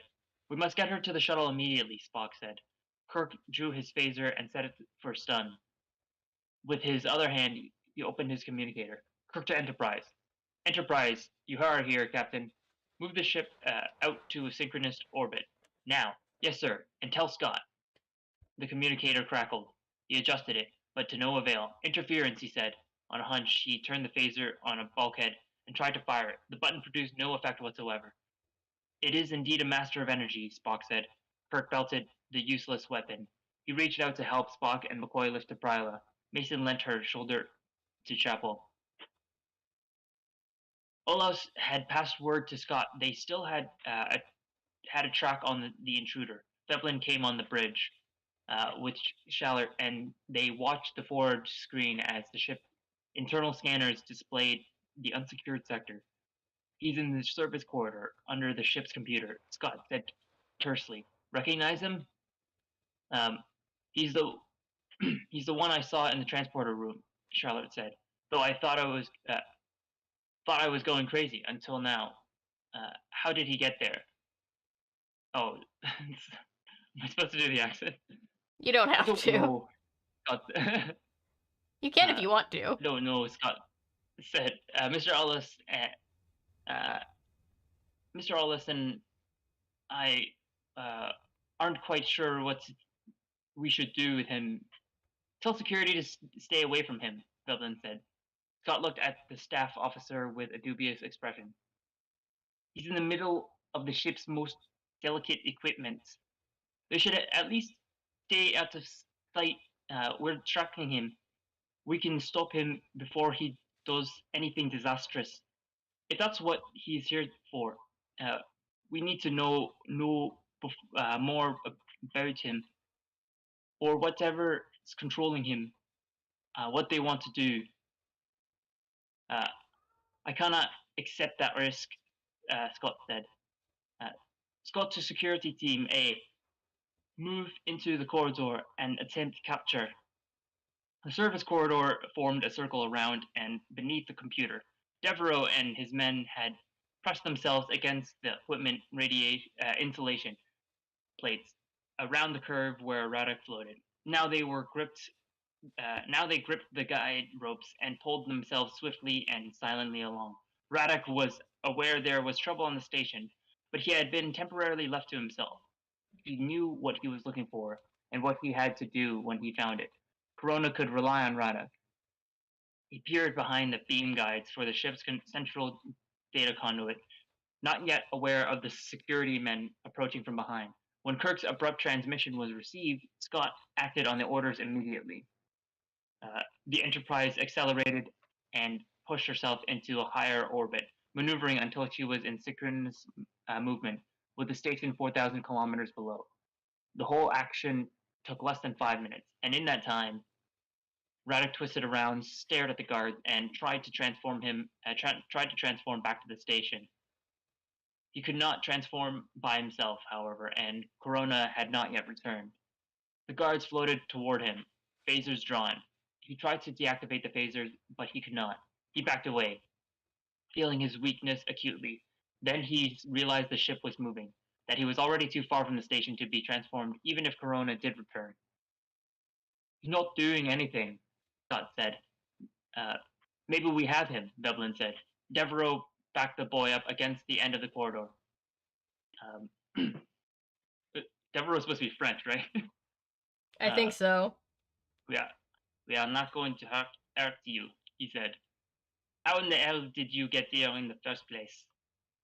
For the first time in 10 years, Radek felt completely lost. His instructions said nothing about how to behave if he was captured. Okay, so looks like we had that's the end of the chapter. Looks like we had Chekhov feeling not too great, and then they tried to replace him with Pryla, I believe, and then she didn't go easy, but they did it anyway, and then they were able to. I guess this is like somewhere in the climax. I don't know. They're trying to execute a plan. They're trying to do the things. They're trying to do a thing. Dwayne is definitely one of the best Star Trek authors. I'm sure. I saw Natasha say Diane Duane is a good writer. I think you've said before that her books are kind of your favorites of the Star Trek books, right? Yeah, she's written some of the original series scripts as well, I believe. Ellery says, this book is so unhinged, I stepped away from stream for 4 minutes to make a cup of coffee, and I have no idea what could possibly have led to where we are now by the time I was gone. Yeah, I think there was an ensuing battle, and then there's like, hey, could you get the ship into synchronous orbit so that we can move people around, and then they caught Reddock, who was previously possessed or something like that. I don't know, man. So we're going into Yeah. chapter 18? Yeah. We are almost there. We're in the home yeah. stretch, thank God. I updated... Oh, sorry, go ahead. No, I was just gonna say, give my browser a second. It's decided it wants to freeze. Oh, there Oh we go. no, It's while fixed we're now. giving it a second, I updated our Goodreads account because I have a special Goodreads account for the books that we read on this stream, and the books that we've collected for the stream. So I updated our account that we were reading this book because I forgot to do it last time. And my update was, if I could find it, but basically my update was this book. I put like what page we were on, and I said,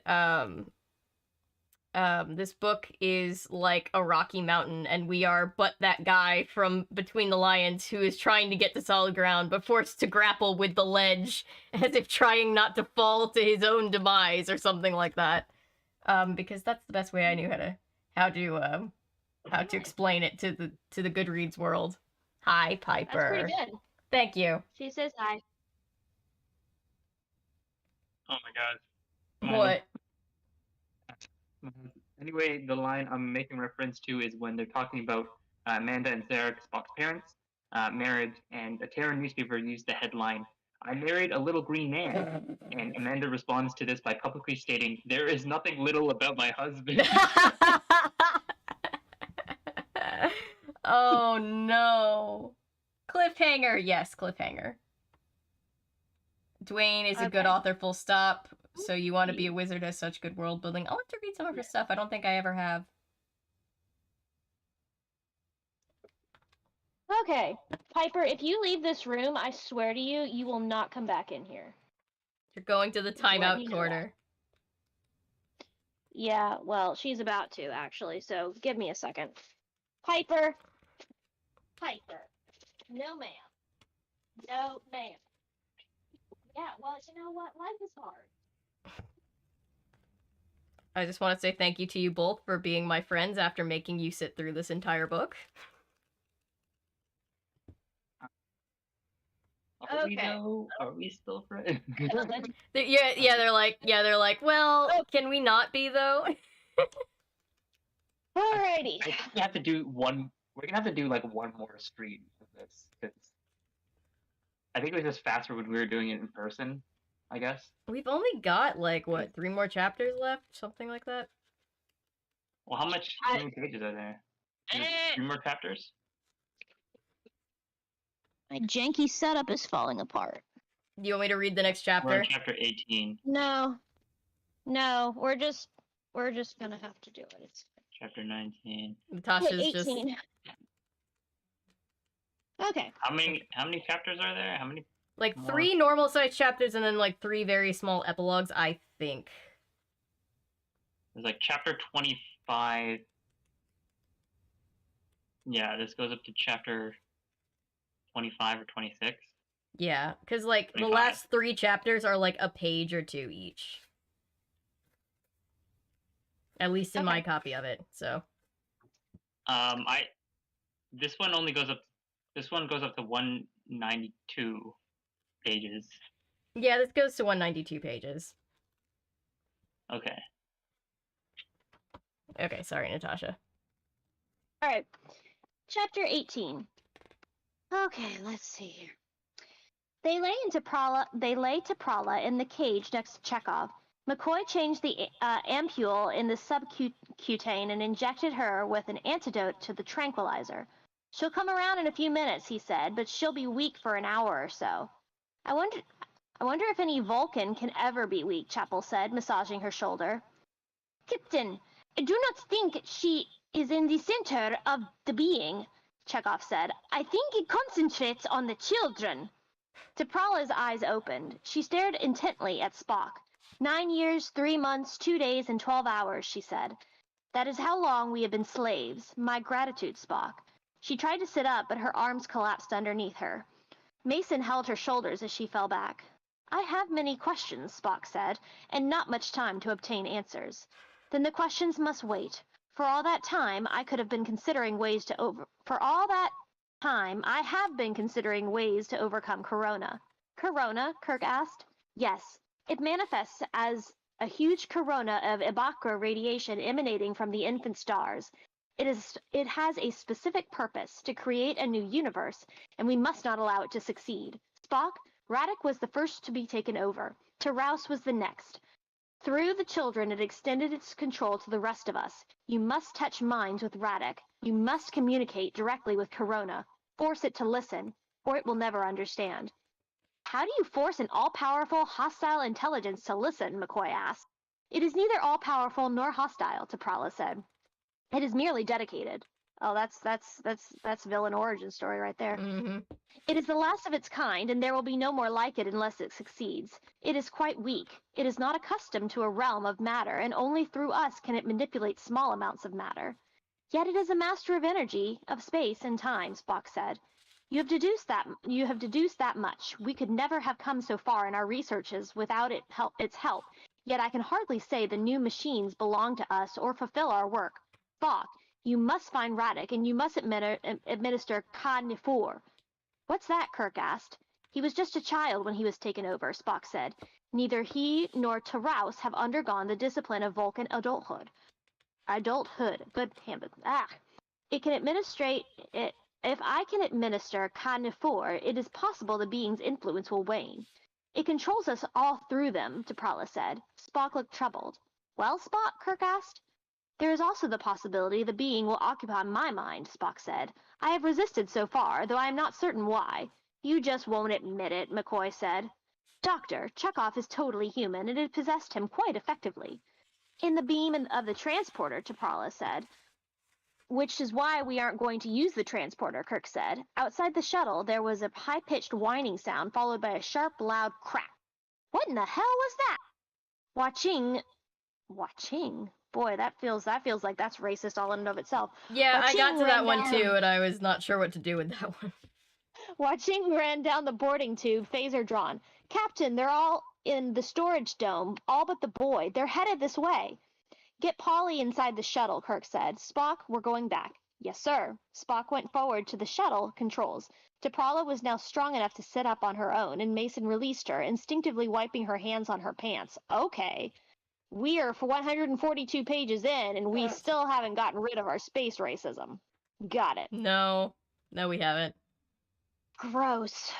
Polly rolled into the ship just as the boarding tube seal separated. The shuttle was filled with roaring as the air exploded through the crack. Mason screamed in silence, holding her ears with both hands and keeping her eyes tightly shut. Polly rebounded from a bulkhead and reached up to slap the hatch lever down. Air screamed into the cabin from emergency repressurizing valves, and Mason felt the horrible, straining emptiness in her lungs fill until she could breathe normally. They tried to kill us, Polly shouted hoarsely. The shuttle's landing lifters pushed them a few meters off the station platform. McCoy quickly looped cargo cables across the deck and over Chekhov and T'Prala. Get into the seat, he shouted at Mason and Chapel, and secure that damned machine.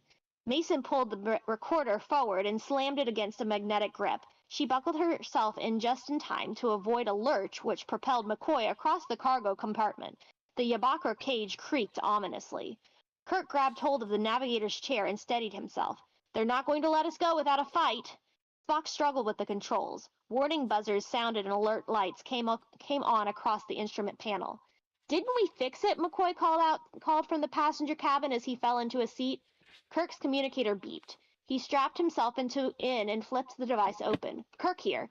Captain, we've been trying to get through for hours. Oh, sorry, this was Scotty. Captain, we've been trying to get through for hours. Scotty, lock a tractor on the shuttle. Pull us in. We cannot not at this angle through the planetoid, Captain. What's happening? Kirk glanced at Spock for an explanation. Our engines are being neutralized, Spock said grimly. We will not be able to lift off. It does not wish to let T'Prala go. Scotty, Kirk said, this may be a mistake, but can you get the transporter fix on us? That I can, but risk it, Scotty. Get everyone in the shuttle aboard the Enterprise, and the Yabakra shield as well. Kirk met Spock's questioning glance and shrugged. Either way, Spock, let's just hope Corona doesn't have its mind on the transporter. As the transporter effect started, Mason began to pray. Okay. Gripping the chair arms tightly. She closed her eyes. Across the aisle, McCoy let out a long and expressive string of expletives. Nice. The shuttle fell from an altitude of 200 meters and crashed onto the scarred gray surface of the planetoid. We have them all, Shallard announced from the transporter room, but the goddamn thing's still interfering again. Isolate each form memory, Scott said grimly from the elevator. Veblen rode beside him. They're isolated. We're racking up delay time. 30 seconds. Triage, Veblen said. How's that, Mr. Veblen? Scott demanded. The elevator doors opened and the engineer leaped to the transporter controls. Shallard transferred the controls and Scott began to play them like the keys of a piano. Okay. Veblen stayed to one side, watching the fitful sparklings above the assigned disc. I've already dumped the radiation cage, Shallard explained. Even so, we only have a firm grip on 7, Scott said, looking as if he were about to cry. Okay. It's wrestling... I can't do this. It's wrestling us from them. For them. The transporter whined and groaned alternatively. The air became thick with the sweet electric smell of unrealized transporter ghosts. Oh, that's unrealized transporter ghosts. That needs to be a band name. And a special ventilator switched on. Ye cannot have them damn ye! Scott screamed, pulling all the slides down at once and switching for emergency power. The transporter room floor hummed and one of the unassigned discs began to smoke. One by one, the assigned discs displayed transporter effects until 7 were occupied. The remaining 2 showed clear shafts of white light signifying lost signals. Even before the effects were well formed, Scott redirected the 2 stray people. I'm sending him to the station. They kind of... Oh, good heavens. I believe in Stupid you. thing. No, I know. It's my computer. It decided it doesn't like me. Mila says your Chekhov accent is particularly good, so... Yeah, well, that's good. All right. I'm sending them to the station, he said. They cannot return to the shuttle. I'm sending them back, and God help them get there in one piece. That was a lot. Corona gave up its attempt to control all the form memories in the transporter beam. The task was simply too much without the help of Radek and Taprala. Corona felt their loss keenly. Even though it realized Taprala was one of those in the beam, her data was confused with the form memory of the cage, and Corona could not differentiate them in so little time. By the time the cage was cut from the beam, Corona had already concentrated on 2 others in the beam, separating them. The half-Vulcan, half-human scientist Spock, and the only other female in the group, Mason, began to assemble in the storage dome where Scott had redirected them. Corona reached deep into the form memory of Spock and exulted. Kirk, McCoy, Chapel, Taprala, Chekhov, and the 2 guards lay fully formed on the transporter platform. Kirk got up on his knees and looked at the other discs. Spock, the girl, where are they? Scott's expression was pitiful. I couldn't hold them, Captain. There was too much interference. Scott cringed and held his head in his hands. He looked up almost immediately and asked where the cage was. Dropped from the beam, Shallard said. We'll need another, a large one, and some portable shields, too. He stood above Chekhov and Taprala on adjacent discs, looking down on them suspiciously. McCoy helped Taprala to her feet while Kirk and Shallard saw to Chekhov and the 2 guards. Get some stretchers up here, McCoy said, looking around for someone to take his orders and fixing on Veblen. And get sickbay ready. Veblen nodded and went to the wall-comm to relay the commands. Kirk opened and closed his hands helplessly, then bounded on still shaky legs for the elevator. Veblen followed, reaching out to steady him as he wobbled. The doors closed. Bridge, Kirk said. Captain, we've captured the Vulcan boy, Radek. Somehow he reached the Enterprise and was found in the service corridor below the computer center. And as for the Yabakra shields, the boy is in one right now. We've shielded an entire brig cell. Then we have 2 of Corona's main extensions, Kirk said, and Radek was the one that Taprala wanted Spock to touch minds with. He shook his head fiercely. We may be in worse trouble than we think, Mr. Veblen. Taprala said something down there that scares me, especially after what we saw. Captain, I'll need as much information as possible to feed the algorithms. Kirk looked at Veblen from the corner of his eye, prepared to tell the computer officer to go to hell and take his algorithm with him. But he controlled his anger and worry and nodded. On the bridge, he said, I'll put as much as I can into the log while we're deciding what to do next. Spock rolled onto his back, his eyes tightly shut. Mason had assembled on her feet and she looked around with no real comprehension of what had happened. Where was the transporter room? Where was the Enterprise? She was in the storage dome, and the dome was empty. Then she saw Spock struggling near her feet, moaning.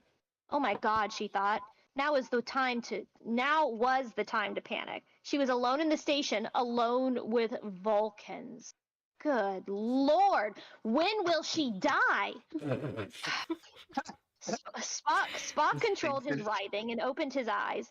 He rose to his knees and shook his head, then braced a hand on the floor and pushed himself upright. He looked dazed, preoccupied. His lips worked, and he closed his eyes again. I need help, he said. Mason backed away, hands clutching her throat. I'm about to be controlled by Corona, he said. I only have a few minutes of resistance left. You must help. He swiveled and held out a tense, half-closed hand. Please, Mason said. I can feel it in my mind. I can hear its thoughts. It does not know how to listen. It does not respect us. Well, neither does Mason, but that's fine. We are here only for its use, and it is about to destroy everything. His eyes widened. He's afraid, Mason realized. He's seen something, and it terrifies him. Whatever reserves of pragmatism and toughness remained in her evaporated. She was a little girl again, listening to scary stories about incredible off-world monstrosities, alien horrors, unseen inhuman demons. Standing before her was living proof of all the stories. Good Lord, you're going to make me read this? An alien, strange and repugnant, oh my gosh, himself taken over by a demon. The storytellers on Yalbo had told the truth. Can we just agree that she's the new hateable character? Or is this the beginning of the arc, maybe? Maybe. This is the beginning of the beginning of my villain arc. I am about to go through the page and murder her. Oh my God. FYI. Okay. I cannot hold it back. I must enter a trance state, but I cannot do that. Spock's expression was pleading. You must take part of me within you. He twisted in. Oh. That was. Just keep going. It's okay. He twisted in agony, arms held up in the air, and shouted a string of Vulcan words. She backed away 2 more steps, horrified and fascinated. I must pass on the ritual. It is not aware. It is blind inside me while I resist. I can pass everything on to you, give you instructions, a temporary part of my mind. No! But she did not back away any further. Or farther, or whatever. Spock shuddered and appeared to draw himself together. I am aware of your prejudices. Yeah, because you haven't hid them, but that's fine. I am aware of your fear. You must overcome them. Your life, your existence, perhaps the existence of our entire universe are at stake. We are not enemies. I need your courage. He reached both hands out to her. All right, a voice said, away from all her repulsion and horror. Time to cut the crap and get down to business, don't you think? You can either live the rest of your life, however short that might be, slipping and sliding on all the muck your fellow Yalbans laid down for you, or you can rise above it. You can help the nasty alien Vulcan. Oh my gosh. Oh my really? God. You're giving yourself a pet talk and also insulting him in the same breath, but that's fine. You can help the alien Vulcan, whom you've come to know and respect underneath all your stupid bigotry, or you can let everything go to hell. Your one chance, small planet girl. She took a step forward, her stomach contracting into a tiny ball. Everything was elongated and strange. She grasped Spock's warm, dry hands. Okay, so little pause here. Vulcans have low temperatures. They have lower temperatures than humans because the planet Vulcan is very hot. If you had high temperatures on a hot planet, you would die. And it even says so in the Star Trek medical book that I have. Except for half the lore says that Vulcans have high temperature, and it bothers me because that is not correct. Well, Anyways. It's like how everybody talks about like the Jotuns on Jotunheim in Marvel, and they're like, oh, they're all cold, and it's like, no. They live on a cold planet, so they're very warm. That's not how that works. on, guys. It's basic biology, but it's fine. It's fine. It's fine. It's not just this person. There's a bunch of official stuff that says conflicting things. But if you think about it and use your brain, Yeah. okay. Let's see, where are we? Let's see. She took Spock's cold, dry hands and guided them to her temples. He lowered one hand and clasped the base of her neck. He said something in Vulcan, and there was a fire in her brain, writing very tiny letters over every available centimeter of darkness. And then she understood his Vulcan words. You have the courage and grace of an Akor, he had said, and through Spock, she remembered the most beautiful, the largest, the brightest bird she had ever seen, its feathers copper and gold and chrome, its eye red as the sun, flying over the sand in jagged, smoking smoking mountains of Vulcan. Part of the Vulcan was inside her. Oh gosh, can't we use better words? He lay on the floor, limp, his face peaceful. He was locked in a trance, useless to Corona.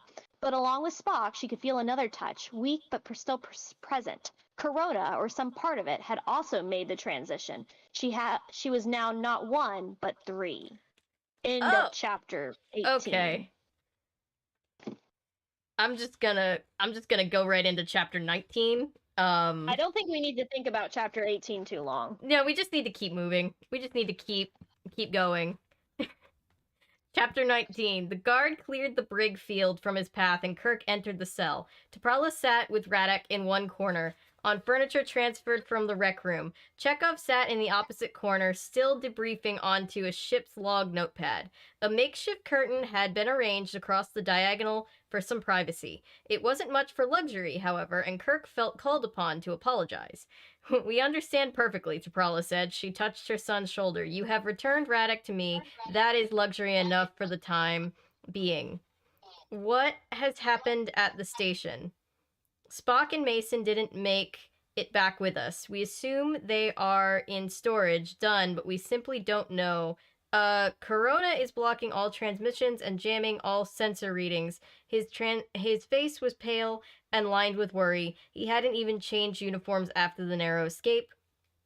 We are all in very great danger, T'Pral said calmly. She looked at Radek. I know the broad outlines of Corona's plans, but my son is much better informed. He will not tell us, however. Radek regarded Kirk with icy contempt. Corona apparently gave him some measure of autonomy, and he is waiting for his contact to resume. It is all he has known for 10 years. I'm worried about two things, Kirk said. Most immediately, the fate of Mason and Spock, and this attempt of Corona's to create another universe. I don't like the sound of that. Nor do I, Captain, T'Pral said. I assume that it means Corona would like to recreate conditions he is made familiar with. And what might those be? Corona is a fugitive, Captain, and a kind of scientist. His world ended 15 billion years ago, when it gave birth to our own. It was all well and good to be brave in the abstract. She had always been impulsive, but there were parts of her mind not nearly noble and flexible as her conscious self. And right now they were twisting her thoughts into knots. Spock's distinctive voice spoke within her, trying to reassure. Do not be afraid. I have abstracted knowledge from Corona, stolen it, if you will. That is what you feel. Confusion, panic. You are in my mind. You are in control. I am only knowledge, not Spock. I can only suggest and answer questions. I am like the monitors aboard the Enterprise, except that I cannot even veto your actions. Spock is in a trance. I am only part, a very small part of him within you. Mason stood unsteadily, feeling worse than if she had discovered maggots erupting from her skin. How much of her memory was available to him? Details of her life, her intimate moments, her embarrassments and shames. What do you know about me? Nothing. It is not important that I know. But I must do several things. I don't think I can take this. There is very little time. Greg, Tiraus, and the others will return soon, and we must be prepared. You are temporarily safe from Corona's intrusion. It cannot take over you now. And it will not try. Here is what we must do first. Vulcan, get out of my mind. Suddenly, there was nothing, just herself and silence. She couldn't even feel the wisp of complete unfamiliarity that had been Corona's trance within her. Across the dome, she heard footsteps. Taraus and Takosa materialized on each side of her. Greg and Anuk entered, oh my god, the dome through the hatchway, through the hatchway. Mason glanced between the two females. He likes the word female. Okay. Her jaw muscles clenched to still a scream. Moaning sounds came from her throat. Her fingers dug into the fabric of her pants and the flesh beneath. What am I reading? What's happening right now? I don't know. But yeah, he likes to use the word female. I'm concerned. I have concerns. Hey.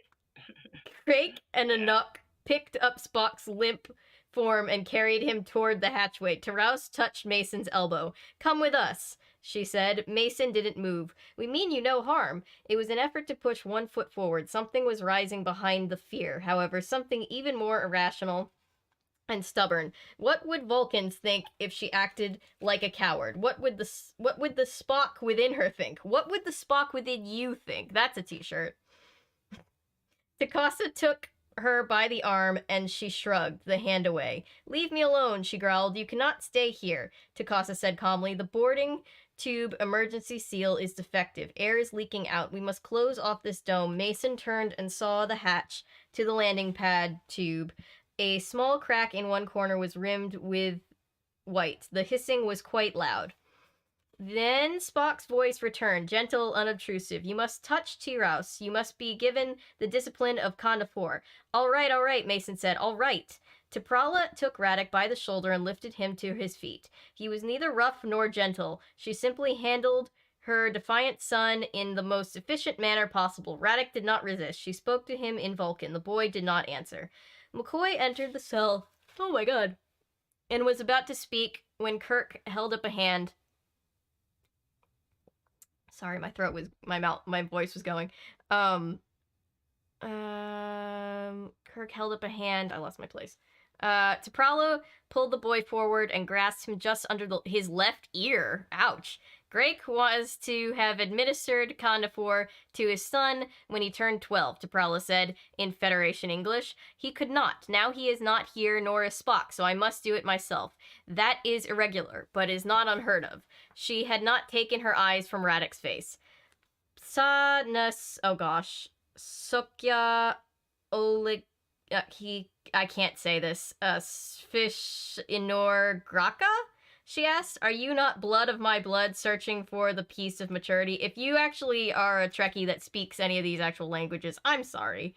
Radek tried to turn his head away, but she grabbed his chin with her other hand and held him steady. Otherwise, he did not resist. Ages passed, Vulcans bore the mark of heat, the scar of blowing sand and burning sun. The ground opened to eat us. The wind danced on our crops and leveled our cities. We wept for the pain, and we fought. Quick as a snake, Mason struck Takasa between her shoulders with curled knuckles, instructed by the Spock within. Takasa went down as hard as the planetoid's light gravity allowed. Mason spun on the balls of her feet and administered a similar blow to Taros, who was not much better prepared to receive it. Then she bent over the prone girl and placed her hand under her left ear. Taras was aware, but paralyzed temporarily. Mason suddenly found herself speaking Vulcan. I can't pronounce Vulcan. I'm so sorry.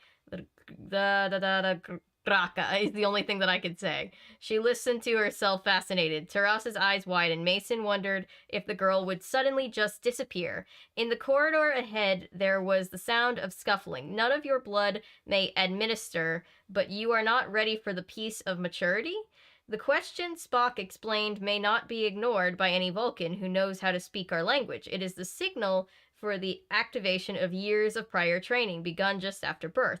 Mason began to intone more Vulcan words. Ages past, Vulcans bore the mark of heat and the scar of blowing sand and the burning sun. The ground opened to eat us. Does anybody remember when Lemony Snicket wrote that one sentence over and over and over and over and over again all the way down the page? Because that's what I'm thinking about.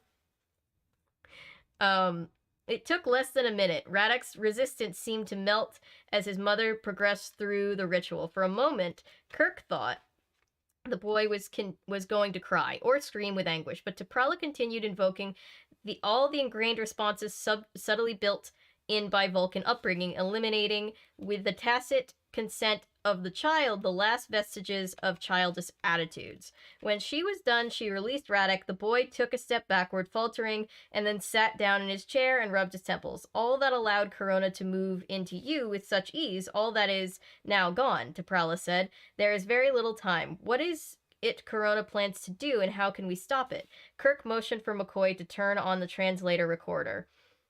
Radek's eyes were the eyes of a very young Vulcan now, but with something more in them, the experience of 10 years of Corona's presence. He seemed confused for a moment, but as T'Prella sat across from him, he stammered and began to speak. He used Vulcan, but not a child's Vulcan.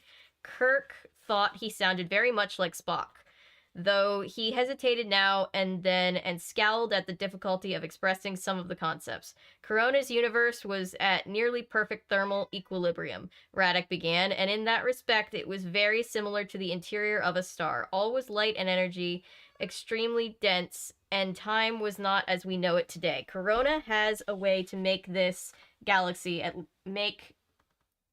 has a way to make this galaxy, at least, and perhaps the universe itself, as it was in the past, by altering the local geometry. He wishes to shrink all matter down to where it will return to energy, and to recreate the monoblock, the fireball at the beginning. Then his kind can arise again, and the universe will become a place of life and activity rather than empty deadness of cold matter and stretched radiation. What's he talking about? McCoy asked softly. It took a moment for the meaning to sink in for Kirk. He's describing the creation, Kirk said. Corona wants to make our universe like it was in the first few minutes of creation. But what's that mean by empty deadness? Radek heard and turned to McCoy and Kirk. In the first 3 minutes of creation, there were more events, more complexity than in the entire 15 billion years since Corona was a being of those times and to its kind. The first three minutes seemed like an eternity, but the eternity came to an end, and they had to struggle to survive. The fireball cooled as it expanded, particles began to form into atoms, and all of Corona's kind perished. Only Corona remained, for it had discovered a way to, quote, echo itself into existence where conditions were favorable. For the first few billion years after creation, Corona was able to appear frequently. The average temperature of the universe was much hotter than now, and the galaxies were forming. He was able to perform many experiments, some taking millions of years and not succeeding. When the galaxies had formed and the universe had cooled, Coronas appeared much less frequently. Where mass anomalies in subspace disturbed the formations of young stars, it could resume its experiments, but only when it located our station did it find a way to work reliably with matter itself.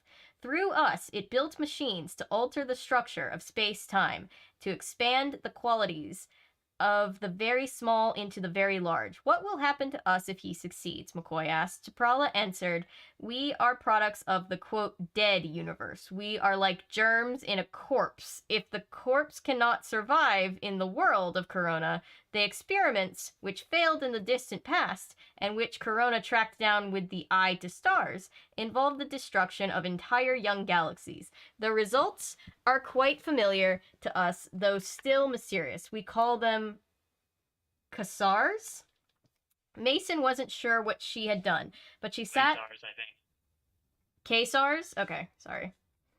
Quasars? Quasars, okay. Mason wasn't sure what she had done, but she sat on an unresisting terrace. Tukosa stood to one side like a mannequin. The sound of struggle between her feet, between Spock, Anouk, and Drake had stopped. She got to her feet, uncertain of what to do next. The ritual had finished. Now Taras must choose. Corona cannot impose its will on her. Spock himself came down the corridor toward them. His face was bruised, and there was a cut over his right eye, but otherwise he was unhurt. As soon as she saw him, the Spock within her, I don't like how many times we're using that phrase, melted away like a flake of snow landing on a fingertip. You have administered Ka-Nafor? He asked, bending over to us. You have, she said.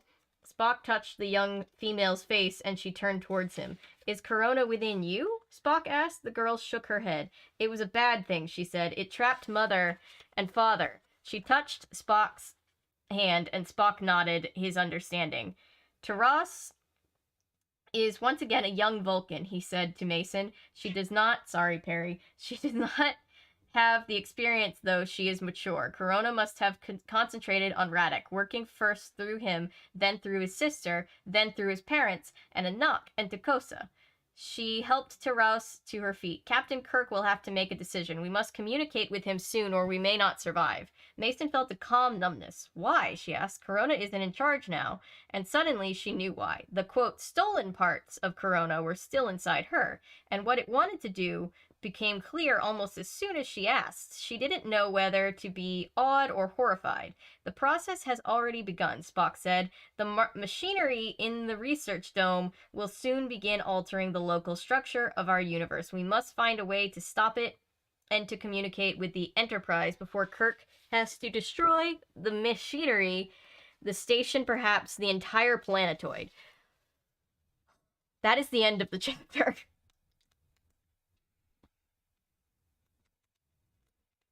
Wow. Yeah, does somebody just want to go into chapter 20? Because it's just gonna hurt us more if we just contemplate for too long. Yeah, should we catch up with the chat at all, or? Yeah, let's catch up with chat for a second, sorry. I didn't mean to ignore chat, my brain is just so hyper-focused trying to get to the end. I can see it! Look at how close to the end we are. In the previous chapter, I think that Natasha was reading, there were just some comments about, Ellery said, wow, I'm a bigot, she says, in the most bigoted way possible. I know, right? That's what Milo says, this is what passed for racial harmony, for progress in racial harmony back then. Can we pretend that chapter 18 doesn't exist, says Ellery, for my sanity's sake?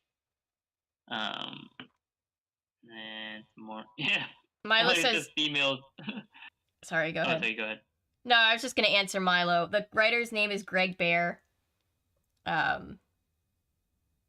Sorry, continue. He said females, not to shit on a dead man's writing choices, but this is giving off neckbeard. Again, I cannot stress this enough. I do not want to be disrespectful to Greg Bear since he just passed, but I do have questions. I'm just gonna keep saying it until the day I die. The amount of times that the word females was used was kind of distressing. Also, the amount of times the phrase "the Spock within her" was used, also distressing. Yeah. Phrasing, as someone said. Phrasing, yeah. Correct. Yep. Phrasing Vulcan is language bad. didn't get nearly as much screen time as Klingon. Most of the Vulcan words were known to the fandom come from the novels. I didn't know that. Interesting. Hand touching is kissing for Vulcans. Oh no! It's very intimate because they're touch telepaths. Oh, that's right. Oh no, that makes it worse. Yeah, and so like the times when Spock puts his hand like with specific points on the face, usually that's when he does the mind meld, and that's a very, very intimate. There's a Star Trek episode that they basically go into a mirror dimension, and Spock basically mind rapes McCoy because he does a mind meld without consent. What? And so it's never really explicitly looked into. I think it is in some of the books, but basically McCoy had a bunch of trauma from that, and they had to like fix it. Oh, It's never really spoken of in the series, but I think it is addressed in some of the novels a little bit. Oh no! I don't like that. Yeah. I'm concerned. Yeah, there has to be consent. There has to be consent. If you force a mind meld with a non-consenting anything, it's basically rape. Not my boy Spock. Yeah, well, that was bad Spock. Like the mirror dimension, like Oh, they it were was the mirror exact dimension. opposite. Okay, so it was Yeah, evil and so, Spock. like, Okay, so we can't yeah, it was hold. evil Okay, Spock. And the funny part is he has a little goatee, which makes him, that says that that he's evil. that signifies that I've he's seen evil, those. just like Jimmy I've Negatron. seen Yes. those. Yes. Yes. Okay. So, Who's? it's a really Well, good episode. I'm just Or glad that like it wasn't the regular evil twin Spock. in every soap opera. Yes, they Yes, all have a exactly. mustache, like a little goatee. Spock with beard. Yeah. I don't. Whose Natasha, turn? you were saying that. Sorry, go ahead. You were saying something about like one of the books being banned. Oh yeah, so there's this book that, like, if I remember correctly, it's between a human and a Vulcan, but she might be half Vulcan, and like it's got strong overtones of the relationship between Spock and Kirk, and the implications are more than friends, and As we've always it's been known. a while. Yeah, well, it's been a while since I've read it. I do have it still. But because they implied this, people were not happy because I mean this was like the 70s and the 80s and the AIDS crisis and all this stuff was starting to come to a head. Well, or starting to come out in general, not to come into a head. That's the 90s. But yeah, and so like it was banned pretty quickly, Wow. and I got my hands on a book. It's not super rare, but like it's Wow. okay. It's very dark for a Star Trek book, but there's a lot of survival and relying on one another as basically it's an intimacy between the two of them, the females to get through, and then it's also implied that there's an intimacy between Spock and Kirk, and people are like, oh no, say gay, and so here we are. Ah, got you. So yeah. Cool. Okay. So, whose turn is it to read? I think it's mine. All Yeah, I right. think it's Anton's. Okay. Yeah, because Natasha did 18, which we all collectively decided to Forget about. forget. Brush, go through.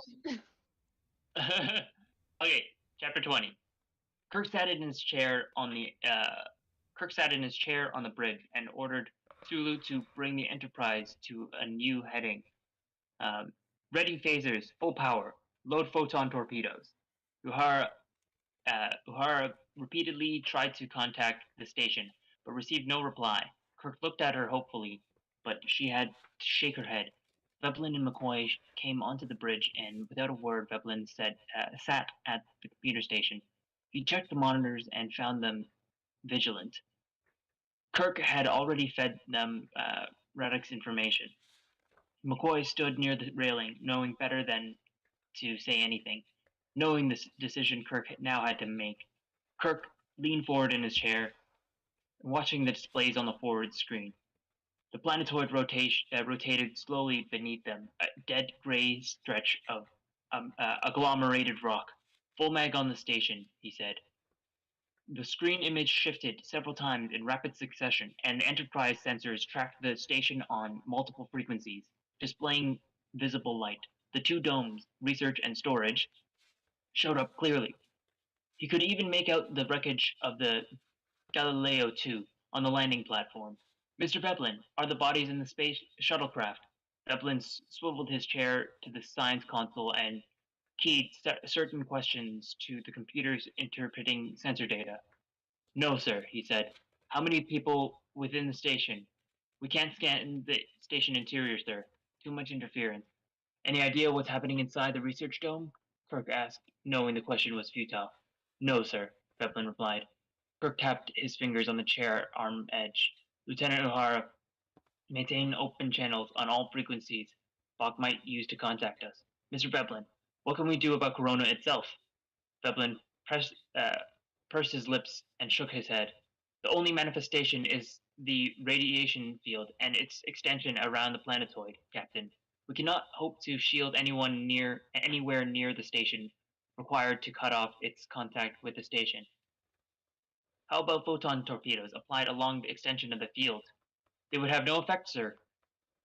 Photon torpedoes are not destructive on the same level of fraction spaces. Then what in the hell can we do? Veblen did not answer. The question was obviously rhetorical. The monitors knew what had to be done, however. Kirk resumed tapping his fingers. He could not believe Spock was dead. Somehow. he still sensed the reassuring presence of the Vulcan. He was certain Spock was alive and doing everything he could from within the station. Corona simply wasn't allowing them to communicate. Communication, that was what was needed. And not just between the Enterprise and the station. They had to find some way to communicate again with Corona. Release T'Pral and Radek, and bring them to the bridge, Devereaux, Kirk said. Under guard. Um, without the Yibakara shield, sir? Without the shield.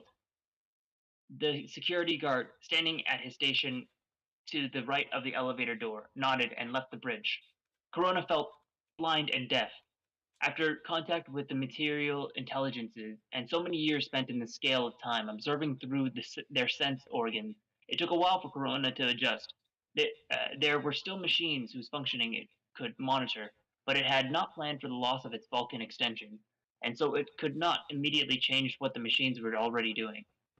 This did not disturb Corona. The machines were working smoothly, expanding the foam-like space, the extreme basement of this dead universe.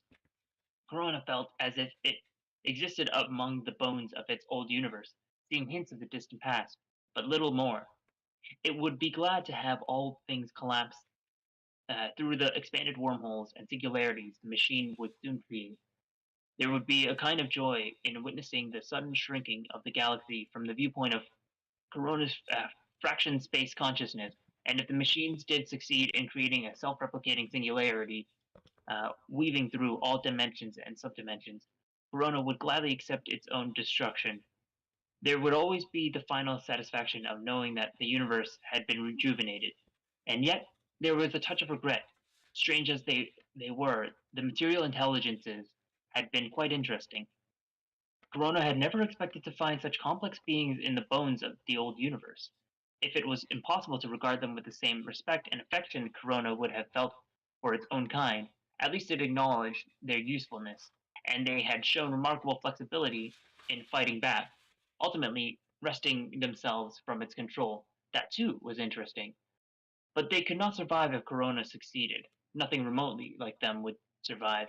Tentatively, almost nostalgically, Corona extended tendrils of radiation to see if any Vulcans or the human had been made available to its touch again.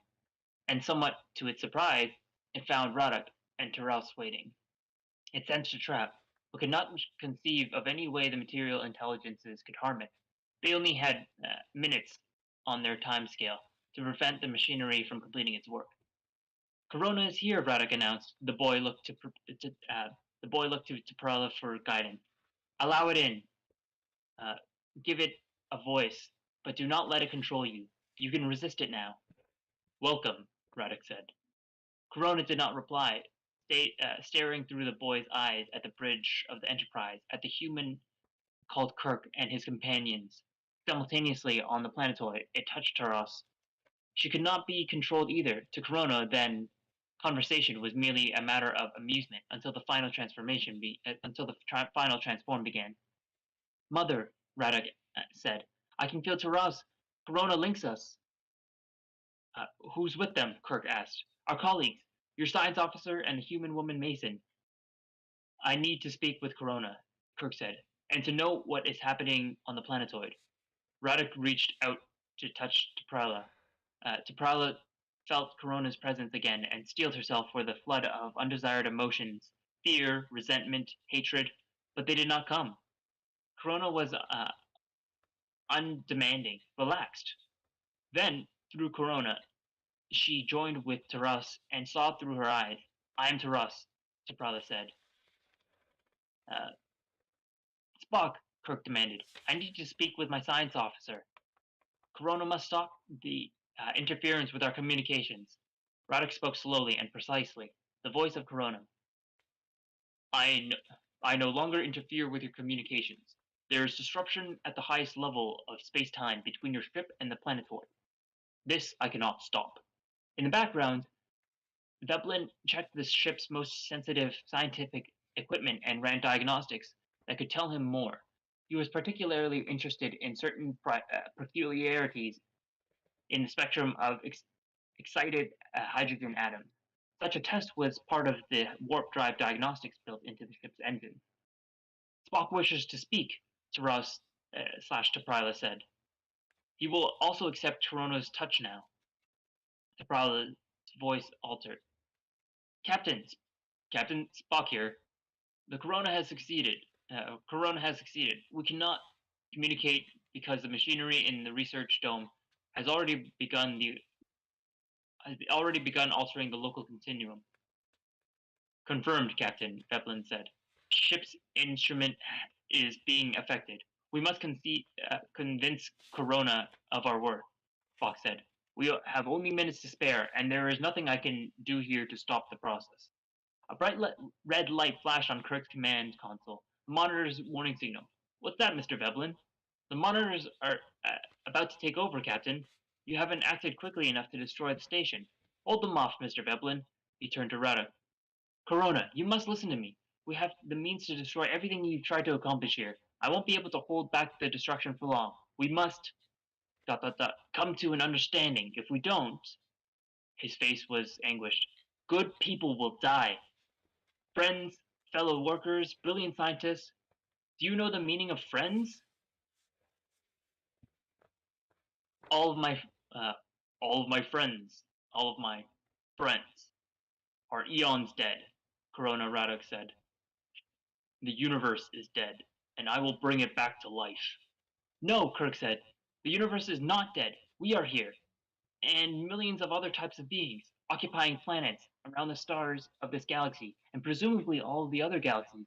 There are even beings like yourself, not made of matter, beings like gods in comparison to Vulcans and humans. We have seen so little of what you call this dead universe, but we have seen enough to know it is filled with life, with thought and action and hope, with potential to grow and develop. Your time has passed, but ours has just barely begun. To try and bring back the past, Captain, Veblen cried out. The red light on Kirk's command console glowed steadily. The monitors had taken over.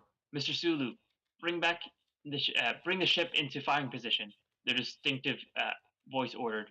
Sulu glanced at his captain, and in that moment of hesitation, the monitors assumed control of his post and the weapons console. No! Kirk shouted, standing before his chair, holding out his arms. The weapons console beeped, and below the bridge, the distant shuddering bellow of emptying photon torpedo bays announced the Enterprise's final course of action. The torpedoes rushed toward the planetoid, their casings already dissolving in a fiery plasma of heavy bosons. The Corona regarded them with interest. They tended to mimic the plasmas of the monoblock, though in a very crude way. A few seconds later, and Corona wouldn't have bothered with them, but they would impact before the machinery in the station was finished. Corona reached out and touched the torpedoes. They were not unlike the toys of its infancy, and there was a simple trick that could be worked on them. Corona disputed their local parity. The torpedoes struck the planetoid and began their work of tearing it apart from a subatomic level. Then, abruptly, all the residual energy in the torpedo was poured into a time reversal. What little destruction they had accomplished was meticulously stitched back together in millionths of a second. The casings reformed and flew back toward the Enterprise, empty and harmless. The Enterprise's field rejected them and sent them gliding off into space. For Corona, that had been amusing, but the infantile magic had disrupted the delicate machinery within the research done, which was now automatically resetting itself before picking up where it had left off. On board the Enterprise, the monitors ordered the ship to fire its phasers at the station and maneuver for more photon torpedoes. Kirk sat helpless in his chair, and Veblen looked on with a fascinated kind of horror as the sensors once again showed a rapid decay in local reality. End of chapter. Ooh, Oh my looks like God. things are getting tough. We're almost there. I just I like that we're all talking about fan fiction because we've just decided that this is just fan fiction with a fancy cover.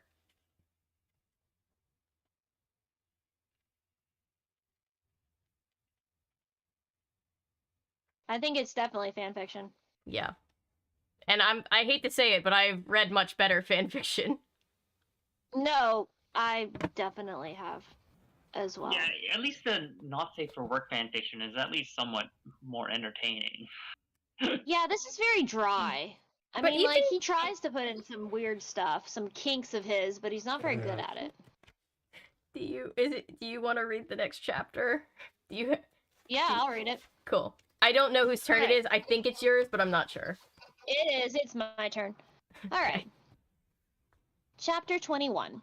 For Mason, the sense of urgency was reduced by a kind of calm.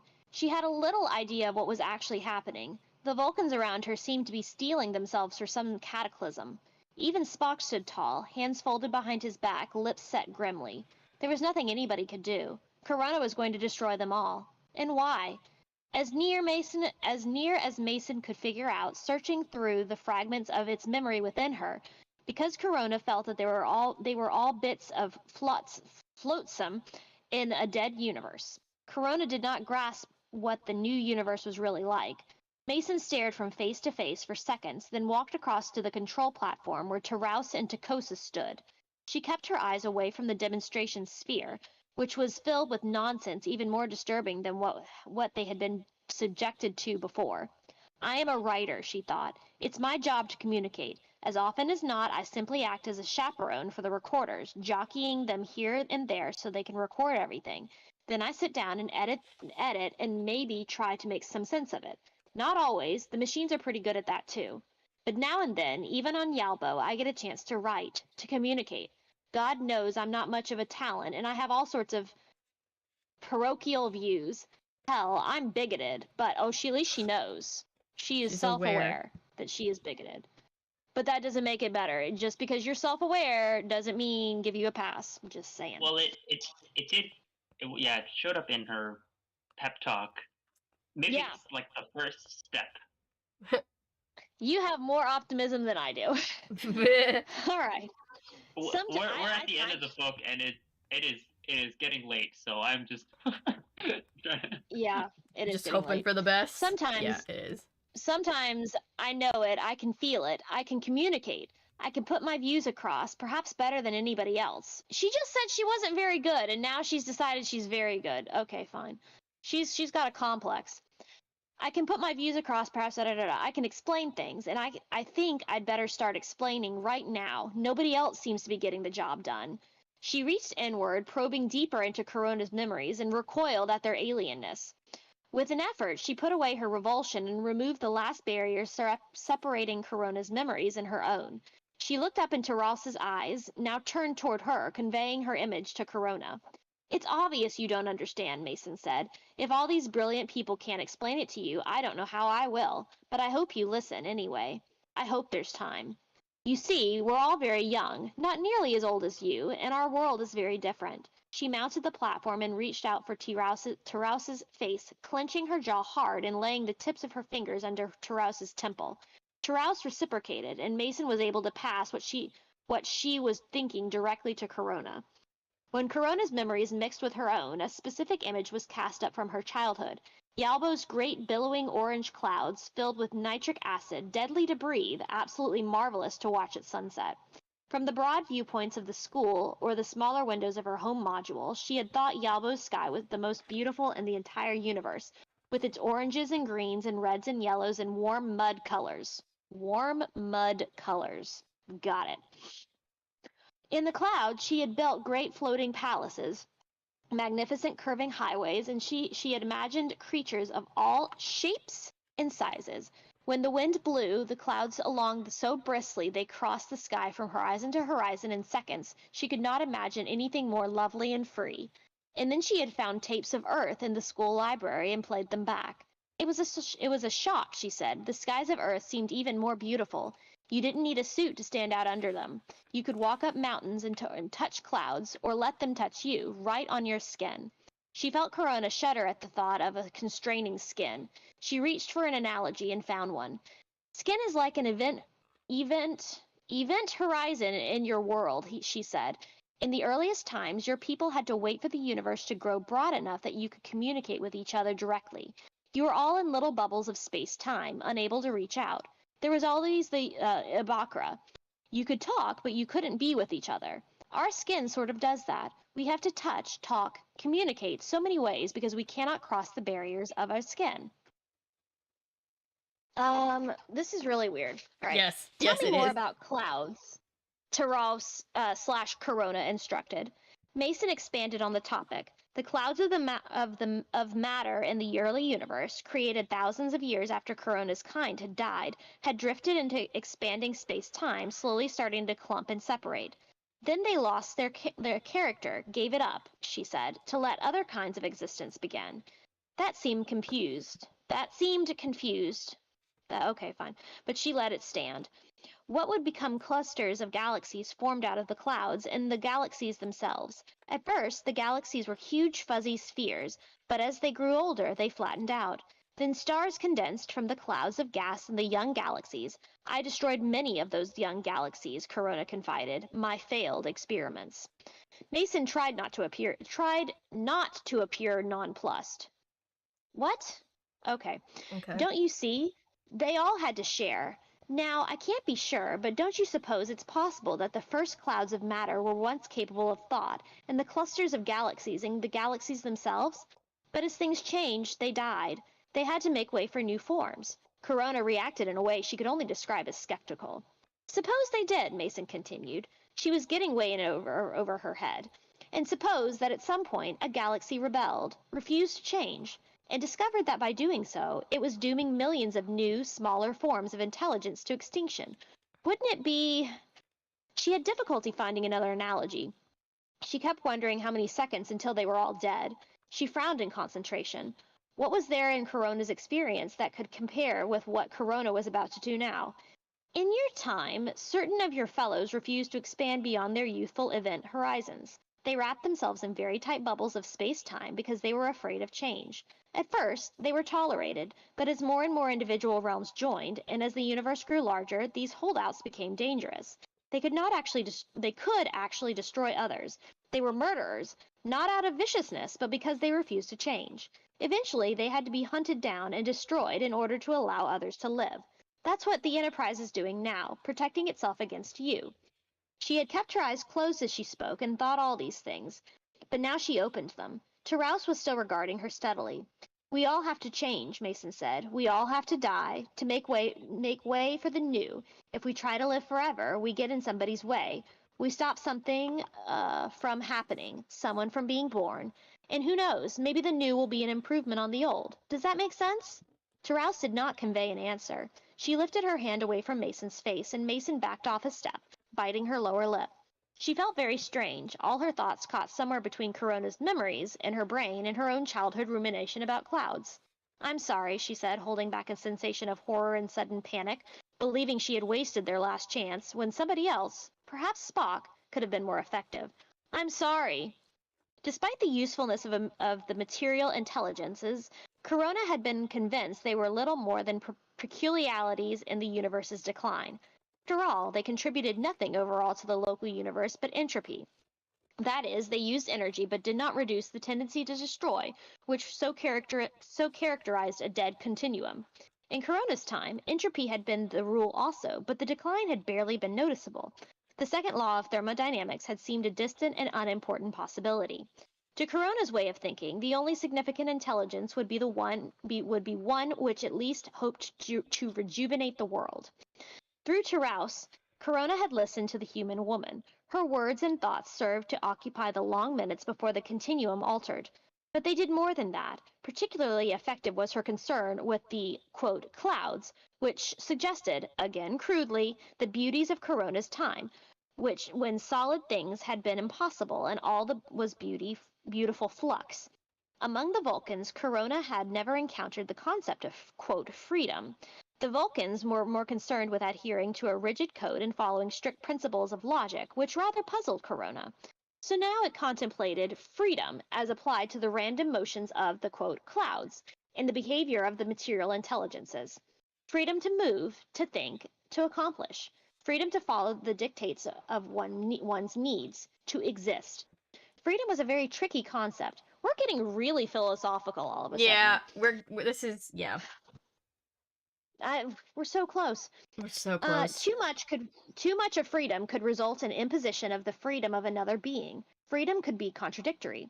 When the human woman pointed out that Corona was imposing on her kind and on many other material life forms by trying to end local reality, the image in her mind had been of clouds blown apart by a harsh, hot wind. And that was something with which Corona could empathize. Thousands of years after the last generations of its kind, of his kind, okay, I thought it was an it, but that's fine.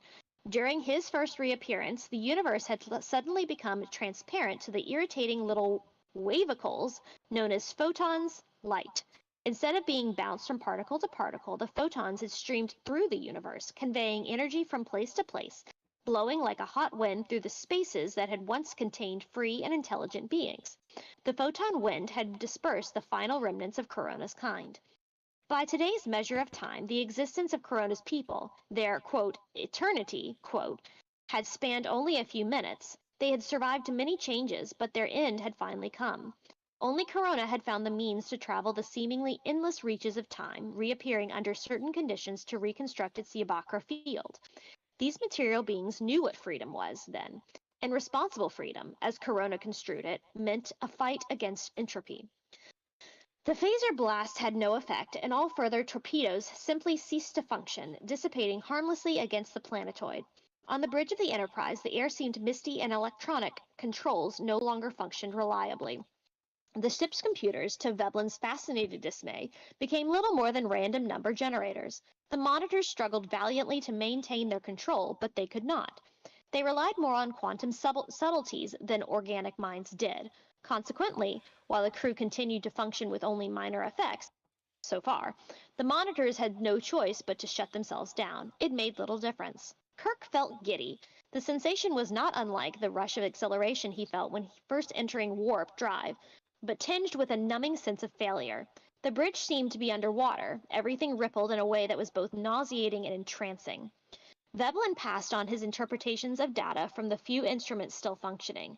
Those diagnostics built to survive warp engine stresses. Kirk listened as closely as he could.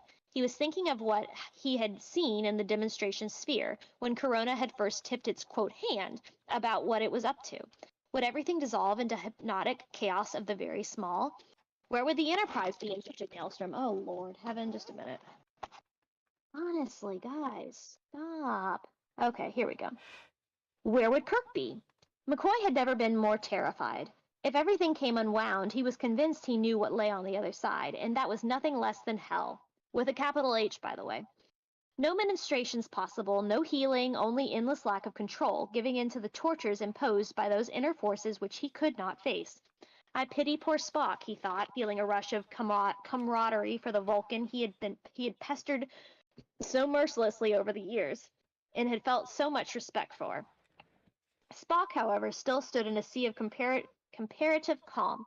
The machines in the research dome had created a tiny, unaffected bubble about themselves to keep working properly until they had finished their task.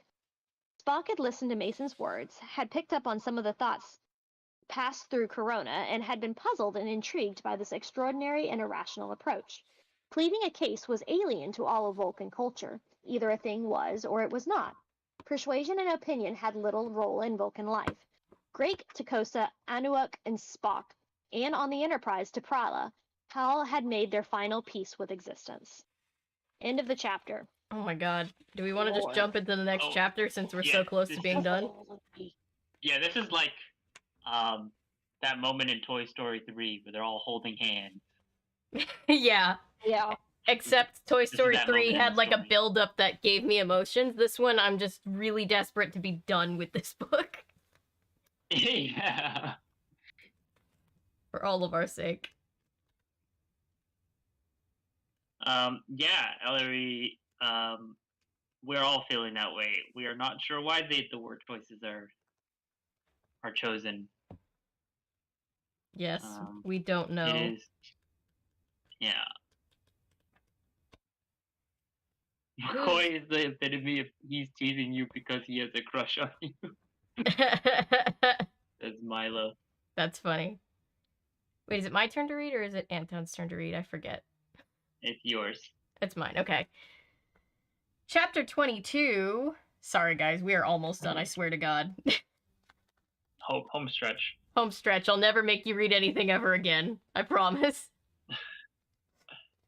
From horizon to horizon, the sky was filled with a dark purple glow, broken by wisps of milky white and luminous green. Mason felt the crunch of ages, old pebbles beneath her shoes, the only sound beside her breathing. The new suns were coming into view behind the irregular edge of the planetoid, swathed in the dusty, gassy yolk of their recent birth. She reached out her hand, uncertain why she was here or how she was surviving. The faint greenish iridescence of the envelope surrounding her flashed briefly as an answer to one question, and then overheard the eye to stars unfolded and threw a brilliant spotlight beam on her. She looked up and shielded her eyes with her hand. "Behind you, please," a voice said as she turned and jumped back in surprise. An indistinct orange cloud was in the envelope with her, roiling and spreading under the influence of unfelt winds. "This is a shape you have taught me, which I find very pleasing. I am what T'Prella calls Corona."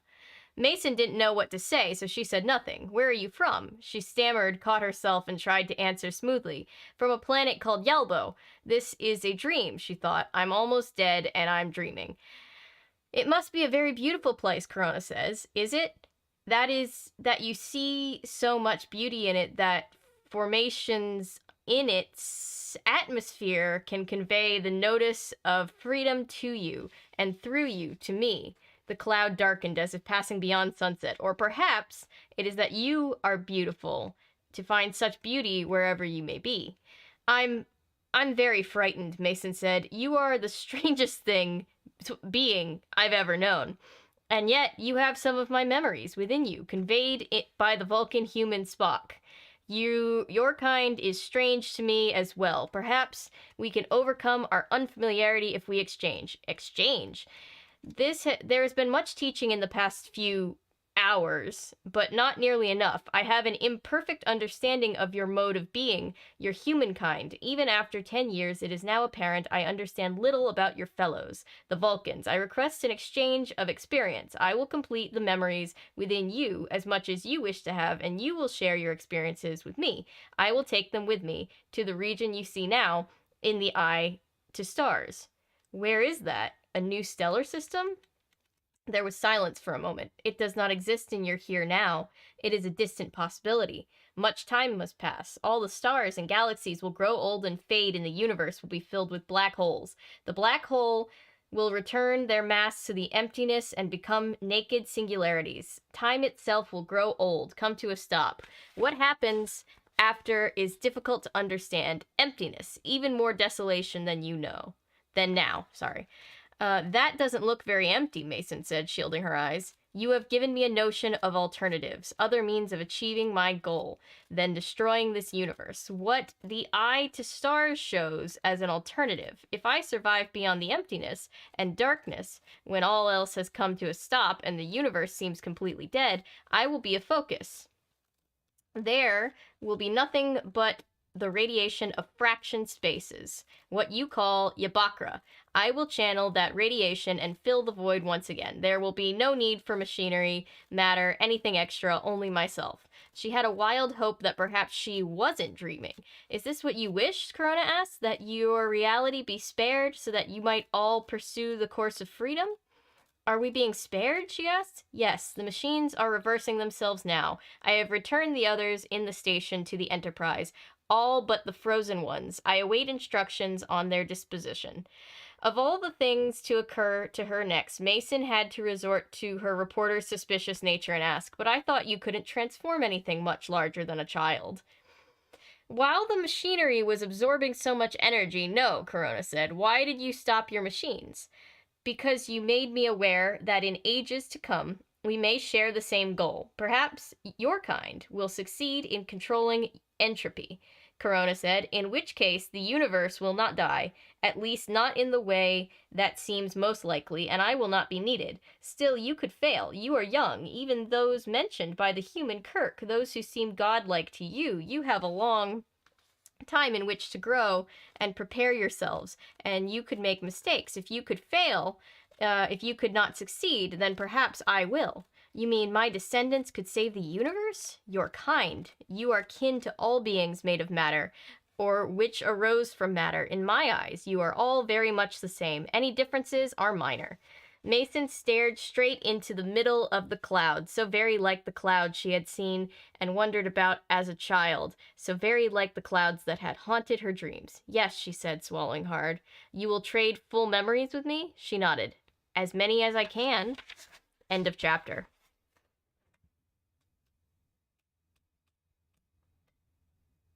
Well then. Are we all just in stunned silence? I just don't understand what she said to, like, convince this creature. I have no idea. But she did, so good for her, I guess. It's so easy after all of this crap. I know. Oh, I think he ran out of pages he was allowed to write. They told him we need this by, like, next week, and he was like... You gotta wrap it up, bud. Maybe. Wait. Am I insane, or is that not what happened? No, that's what happened. Newly birthed, for example. Yeah, it's weird. It's weird, Ellery. Okay. Alright. I think it's Natasha. Thought it was oh no, is it? Oh, is it me? Okay. I can read the next one if nobody else wants to. No, I didn't remember. Okay. All right, let's go. Okay. Chapter 23. Dr. McCoy, the voice interrupted his reverie. He had been contemplating death. Okay. Oh, wow. Oh, wow, We're really we're going there. Okay. More death than he had ever before conceived of, the death perhaps of everything, on the bridge of the Enterprise. There had been a moment of disorientation, an unpleasant sensation of travel, and now he saw Takosa standing before him. What in the name of... Mason tells us you are the one to speak to. McCoy glanced around. They stood outside the cold storage cylinder on the station. His amazement would have been comical to a human, but not to the Vulcan female. About what? Where the sleepers should be transformed. I don't understand. There is not much time. Corona's remaining time here is less than 3 minutes. The shuttle is destroyed, and the personnel cannot be quickly brought up to the ship by transporter. Only Corona can move them now. Takosa watched him closely, obviously interested in his reaction time and flexibility. And McCoy, whatever the situation, was not about to let her find him inadequate. Spoken like a man. Of course, he said, pulling himself together. Space has been cleared in the sickbay, battle casualty section.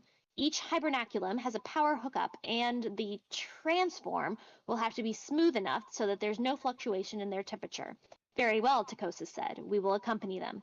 Now, wait! But it was too late. As far as McCoy was concerned, transforming was far worse than transporting. This time, he was fully aware every step of the way. Chapel stood at one end of the battle casualty ward, mouth open. The medical slate dropped from her hand as, one by one, 30 hibernacula appeared in their assigned positions. Energy conduits whined at the increased power load. The sickbay lights dimmed briefly, then returned to normal.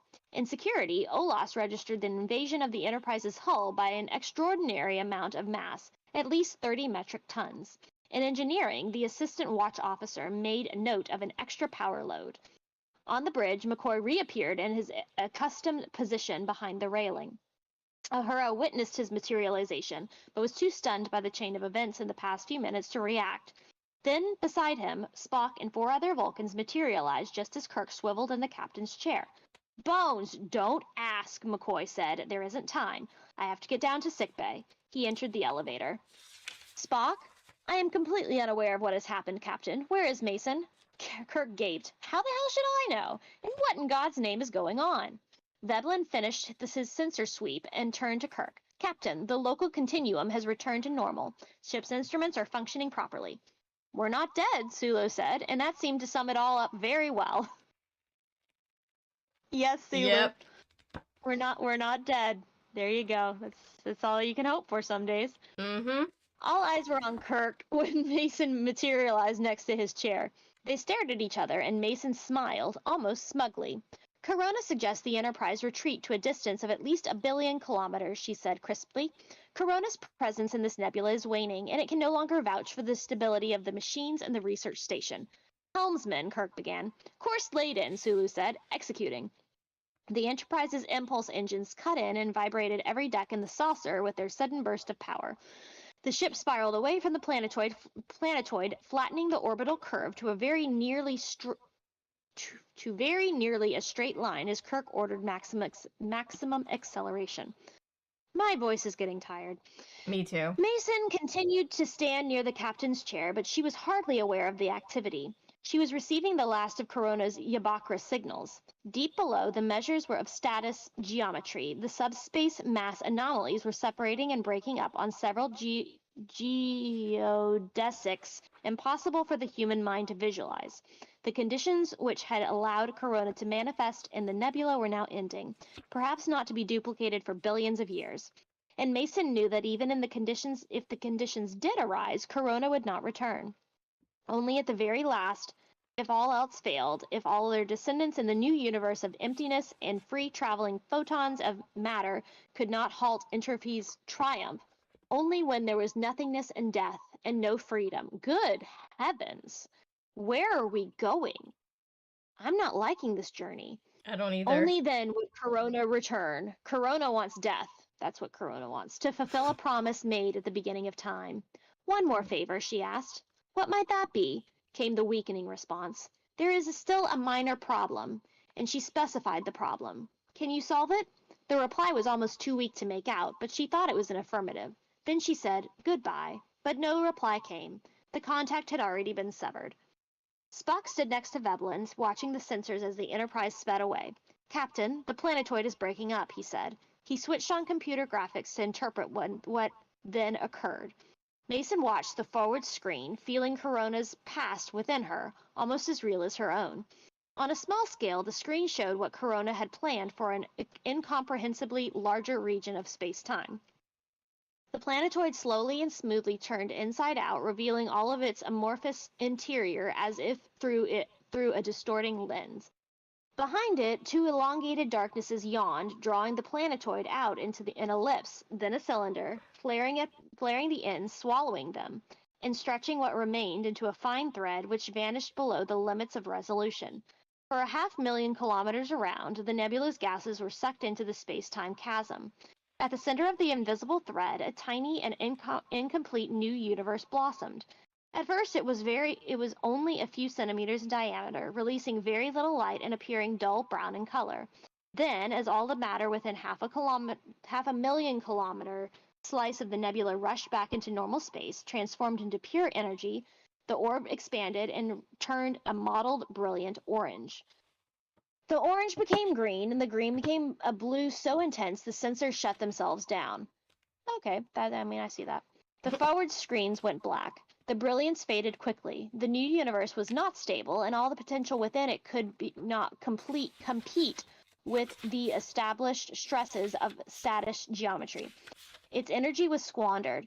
All that remained was a tiny sun joining its slightly older companions, a weak and inconstant sibling. It did not last long. By the time the Enterprise had reached its position of safety, the glow had vanished completely, and there was nothing to distinguish the Black Box Nebula from any other emission nebulas dotting the spiral arms of the galaxy. Oh my gosh. End of that chapter. Good lord. I had to borrow it again. I'm so sorry. A second. I'm so sorry. No, just, All right. Chapter 24. 24. That's Anton. Is the second last chapter. Oh, thank God. Lord. Okay. Second last chapter. Here we go, guys.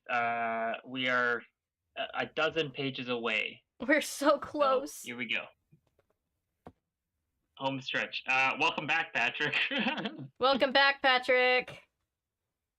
Yeah. All right, let's pitter patter. Okay, chapter 24. McCoy wasted no time thinking about what had just happened to him. He walked through the battle casualty section of the sickbay, medical tricorder in hand. The hibernacula were in place, and the sleepers had not been damaged any further. Theoretically, Their reconstruction could begin at any time, and yet after all that had happened, medical monitors still blocked the way.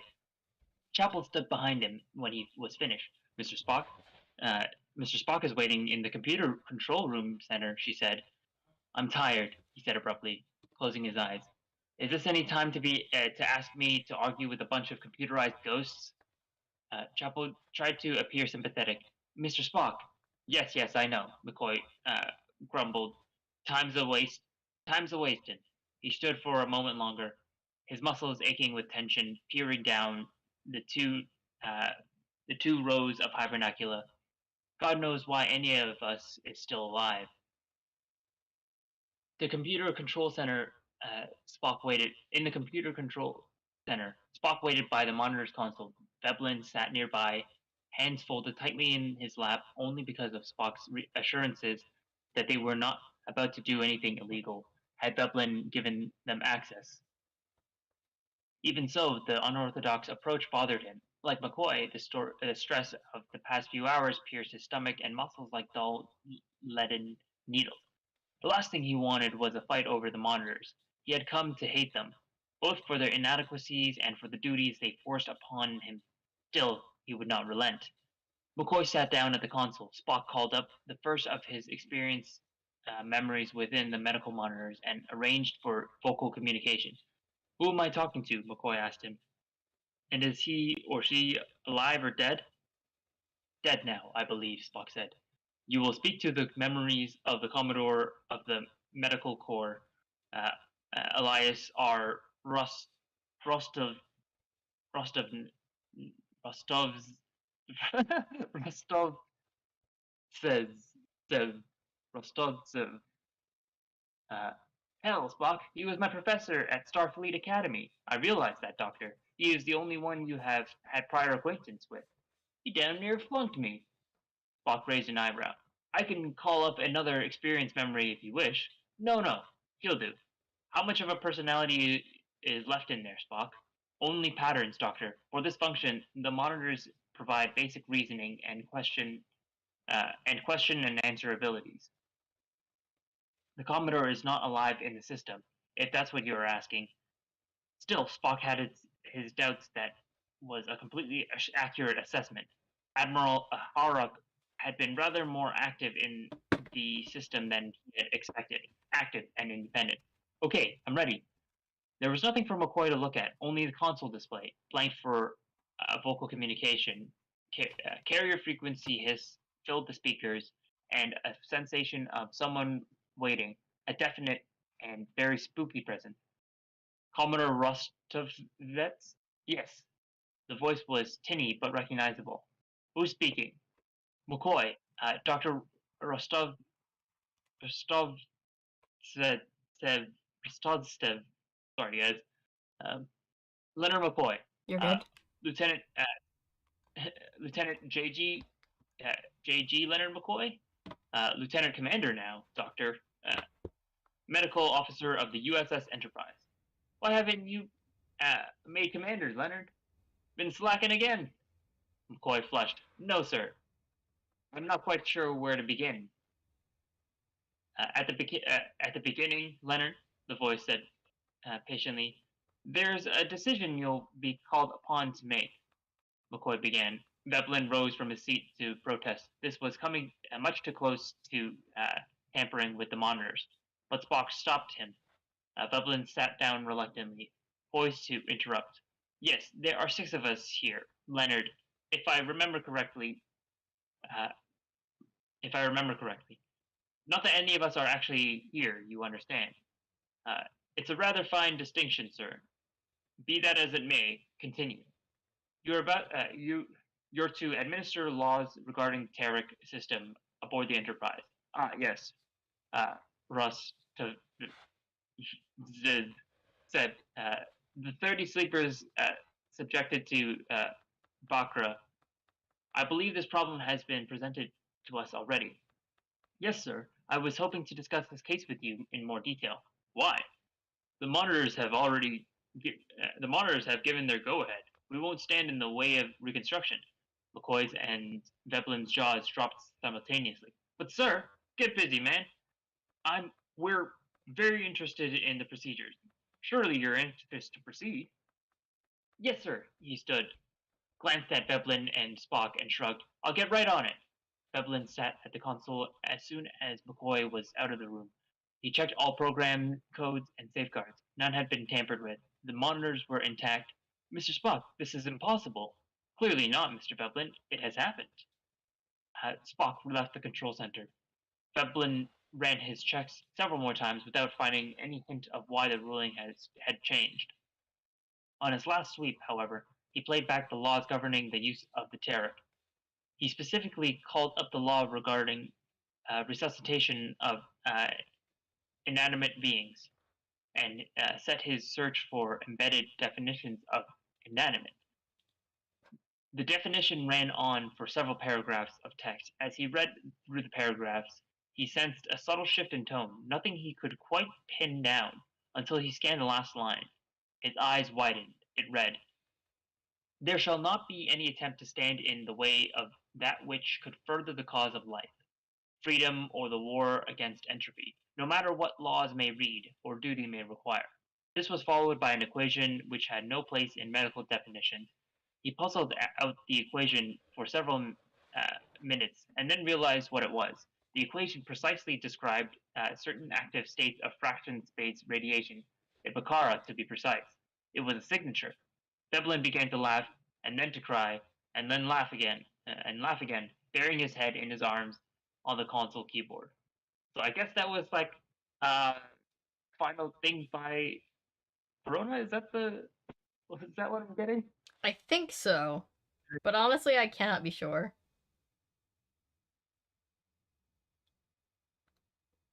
Yeah. What's going on in chat? Oh no, Natasha was saying that she, among other things, Natasha was saying that she found me a really cool birthday present, and I said, oh no, and in return, I've made you read this terrible book. I could have left anytime. We're all just like more. I feel like it's like a train wreck. It's like you can't look away. Like you don't like It's it, a but you shared could work. trauma. Yeah. Okay, so we're on the final chapter, right? Yeah, I think so. 25. Let's take us home. Dear God.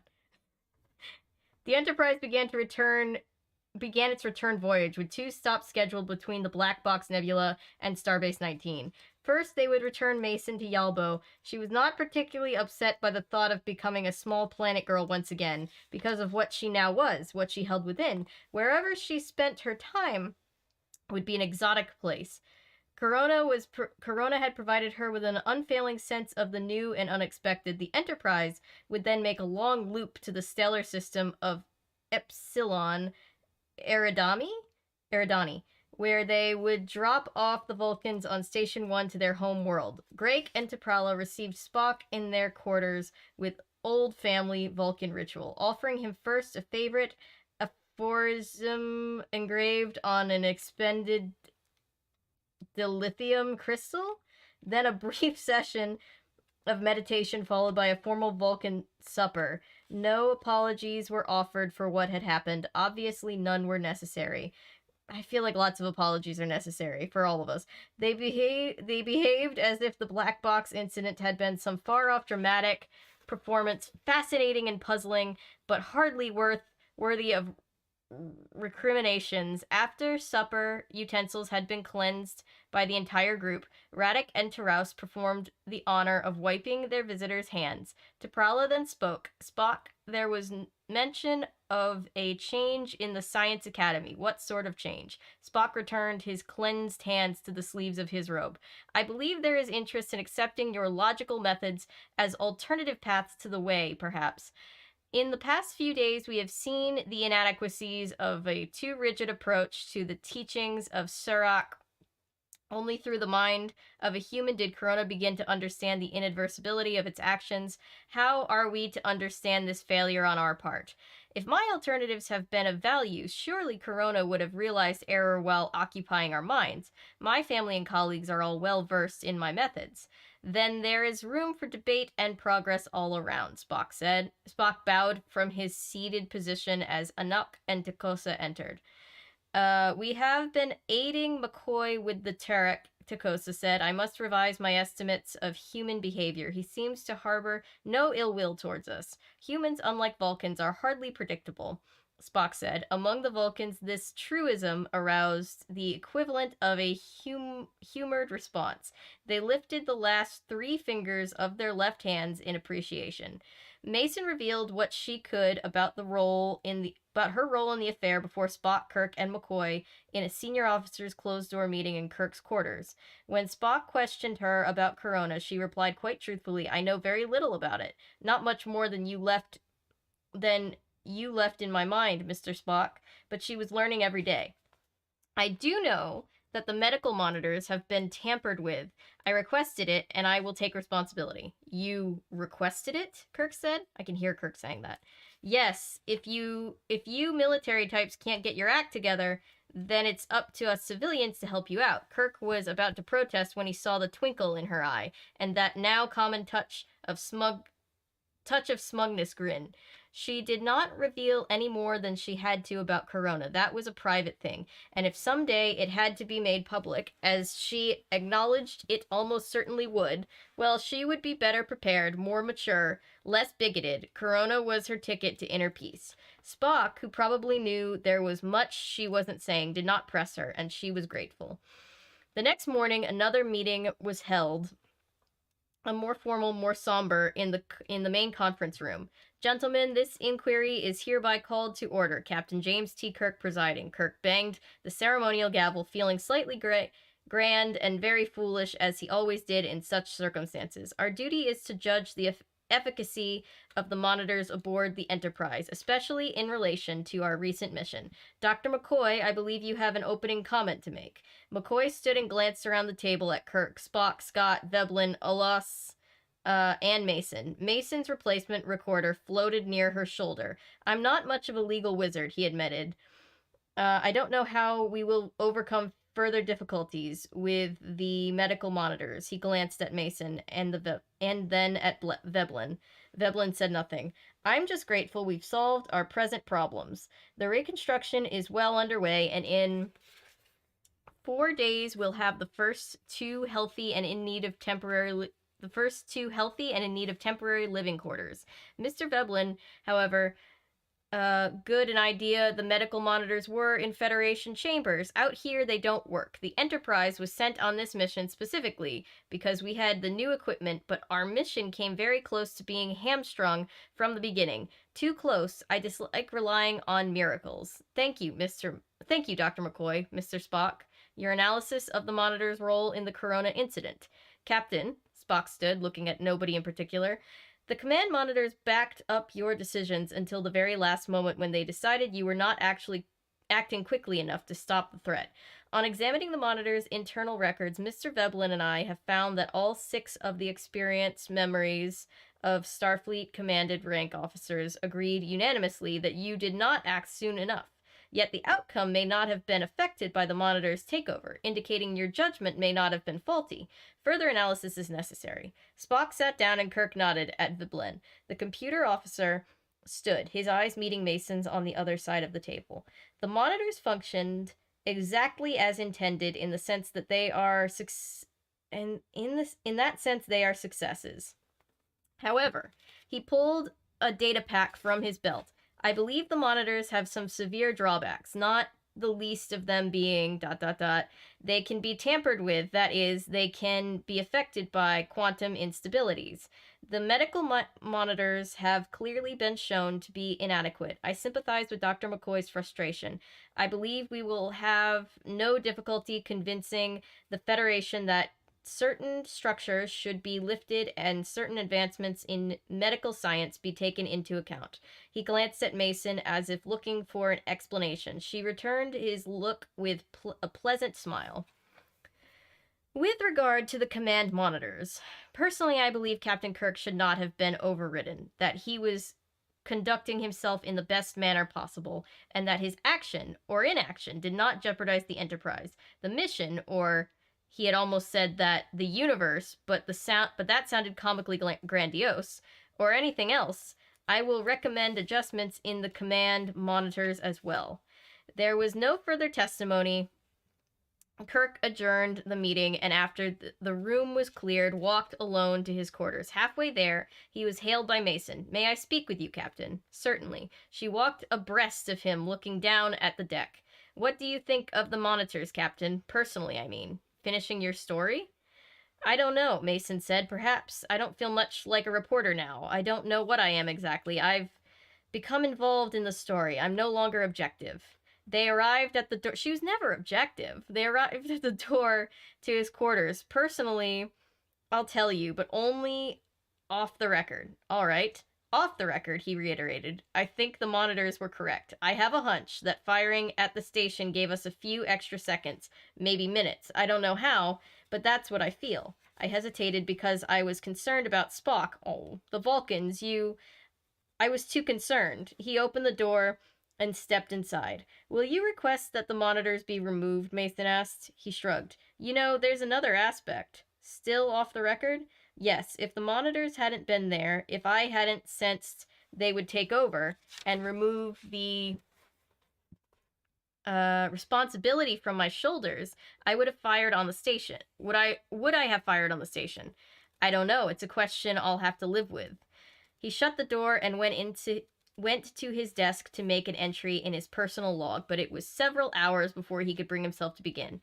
Mason joined Veblen in the officers' lounge. "Share a table with me?" Veblen asked. She agreed, and they picked up the trays of food from the auto chef. "I suppose you know what the ship's scuttlebutt is," Veblen said. "Word's gotten around about your debriefing." "I wasn't the only one. I wasn't even the only human. There was Chekhov, Spock, and the 6 Vulcans from the station. But you were the only one who could testify about Corona's motivation. That's the scuttlebutt, anyway. Is it true?" She shook her head in dismay. "I'm supposed to be a reporter. I'm not supposed to be the center of a story." Veblen urged her to continue. When she refused, he reminded her of an earlier conversation. As one outcast to another, he said, "How do you know about Corona's motivations?" "You're so very curious," Mason responded. Her grin was thoroughly wicked. "I have my reasons," Veblen said. "I thought you might be able to clear up some mysteries." "Why don't you ask Corona yourself?" "Through me, if you believe that's possible." "You mean, eat your lunch, we've all got problems." Eat your lunch, we've all got problems. That's a t-shirt. In the next sleep period in Yahura's quarters, she listened to communications officers singing old African lullabies. There was a song about children harnessing the clouds of a very old mountain and riding them from sleep to dawn. Within Mason, there was a reaction not entirely her own, a feeling of the deepest pleasure and nostalgia. It did not alarm her. It was, in fact, something of a comfort. "You know," she said when the song was over, "that Mr. Spock is quite a fellow." Uhura laughed and reached out for Mason's hands. "That a girl," she said, squeezing her fingers. Captain's log, stardate 4997.54. While I wrestle with some very troubling thoughts, I look back over what's happened, and a sensation of the deepest astonishment overcomes me. My crew, myself, we're all fallible, capable of many different kinds of failure. The Vulcans are... I was about to say only human, but I mean in the sense that they, too, are limited. Now I look back over Mason's confidential testimony, and though I suspect she has hardly told us everything, I marvel. What other group of human beings has ever experienced a life as broad, as surprising, as full as the crew of this ship? We have seen things, been places, accomplished missions almost beyond imagining, at least for a staid, romantic fellow like myself. Sometimes, however, I think I would have been just as content to pilot some system craft between planets. At least then I wouldn't have to live with this ache, this fear that I am not fitted for my task. That if I had been left to my own devices, perhaps the galaxy, the universe, dear God, would no longer exist. Can anyone face such a test, such judgment? What an incredibly strange universe this is, that a cry from its very infancy can echo across all eternity and pose such challenges for me, for us all. The end. Thank God. We did it, guys! We made it to the end! I just gotta be real. You guys want to be in my beef? Yeah, sure. What's the be real? No, it's just like I just take a photo and then it Oh. just takes the front and back camera at the same time. Oh, okay. I've never actually used Be Real. Cool. You look, Natasha, you look very pensive. Yeah. Well, I keep getting distracted because apparently I touch my face a lot, and so I'm trying not to do that. Oh, I do too, and I mess with the pages of books. You learn a lot Same. about yourself when you're streaming. Yeah. Yeah. Well, that was a lot of word vomit. It was a lot. But we got through it. We did. We did it. I'm very proud of us. Yeah.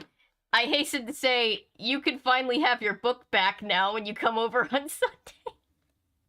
I'll probably put it in like one of those little libraries so somebody else can appreciate what is Star Trek Corona. And maybe they'll find it and find these streams, and oh dear God.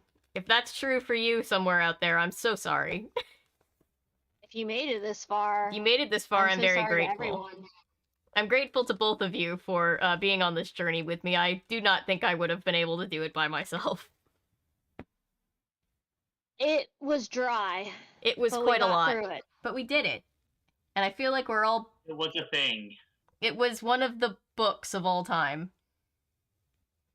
Yeah. Yes, it was. Yeah. It was a bunch of words that we got through. Thank you, chat, for being here. Yeah. We'll let you all go because it is 11:20, I think, for all of Good us heavens. involved. Patrick is asking if you have a working VCR. I have a Me neither. VCR. I don't know if it works, but I will try it. Yeah, we definitely have VCRs, but I just have to make sure that I can hook them up. If you don't, I have the DVD because when I bought the Star Trek, so he's asking about the pilot, the unaired pilot. I have it on the DVD box sets that I cool. bought back when I was obsessed with all of this. So Perfect. yeah, it was a steel packet of a Steel story, packet but of it sure existed. Yeah, this is my version. 2 thumbs down. Yeah, that's gonna be a 1-star on Goodreads. I appreciate Patrick offering though. No, I do have it. It just I don't want you to have to go to all that trouble to send a VCR, but it honestly might have a better what's the word, ambiance on a VCR, but I mean, you know. My VCR sometimes eats things, kind of like my cassette tape player sometimes eats things, so I wouldn't want to do that to somebody else's VCR. Mila says, don't say that about stale baguettes. They can become croutons, which are delicious salad toppings. That is true. That is true. This has not reached crouton level as a book. We're below crouton level. I'm not rich enough to send I do have the animated series. No, do I have the animated series? You found it somewhere. I found it in a less than legal place, but I can access it. Because we did do one video about it. Yeah, I think I still have the DVD. Yeah, because I bought it back when I was obsessed. Yeah, we'll have to do more of those at some point once this is a distant enough memory that we're not like scarred by Star Trek or the thought of Star Trek. You know. Yeah. Oh my gosh. Well, thank you guys very much. Next time we read an interesting fanfiction. Yeah. Yeah. There's so many in my kids to just weird sci-fi chapter book collections. Surely at some point in the future we can find something more fun and easy to read that doesn't have a bunch of sci-fi jargon that nobody can pronounce except for Natasha, because Natasha carried this entire stream. That's not necessarily true. There is, I had no idea what was like this technobabble. Yeah. I just was forced to learn how to say it because we had to read it out loud in class. We literally read scientific papers out loud in class. It was something. Ellery says the stream is the crouton that was made out of the stale baguette. I appreciate that. I appreciate that very much. And Milo just says Animorphs. Daniel actually sent me all of the Animorphs books digitally, so I can read them digitally if nothing else. So there's that. We can hopefully get to that soon. But yeah, I'll let you all go. Thank you again. And I'm sorry. Never apologize. Please, Animorphs. I want it so bad. I will read Animorphs for sure. That's definitely something. All right. Yes. Well, I gotta go to a pre-op appointment tomorrow, so Yeah, I we will won't keep you talk any longer. with you all soon. See you guys. Bye. Yeah, Bye. Bye, guys. Bye.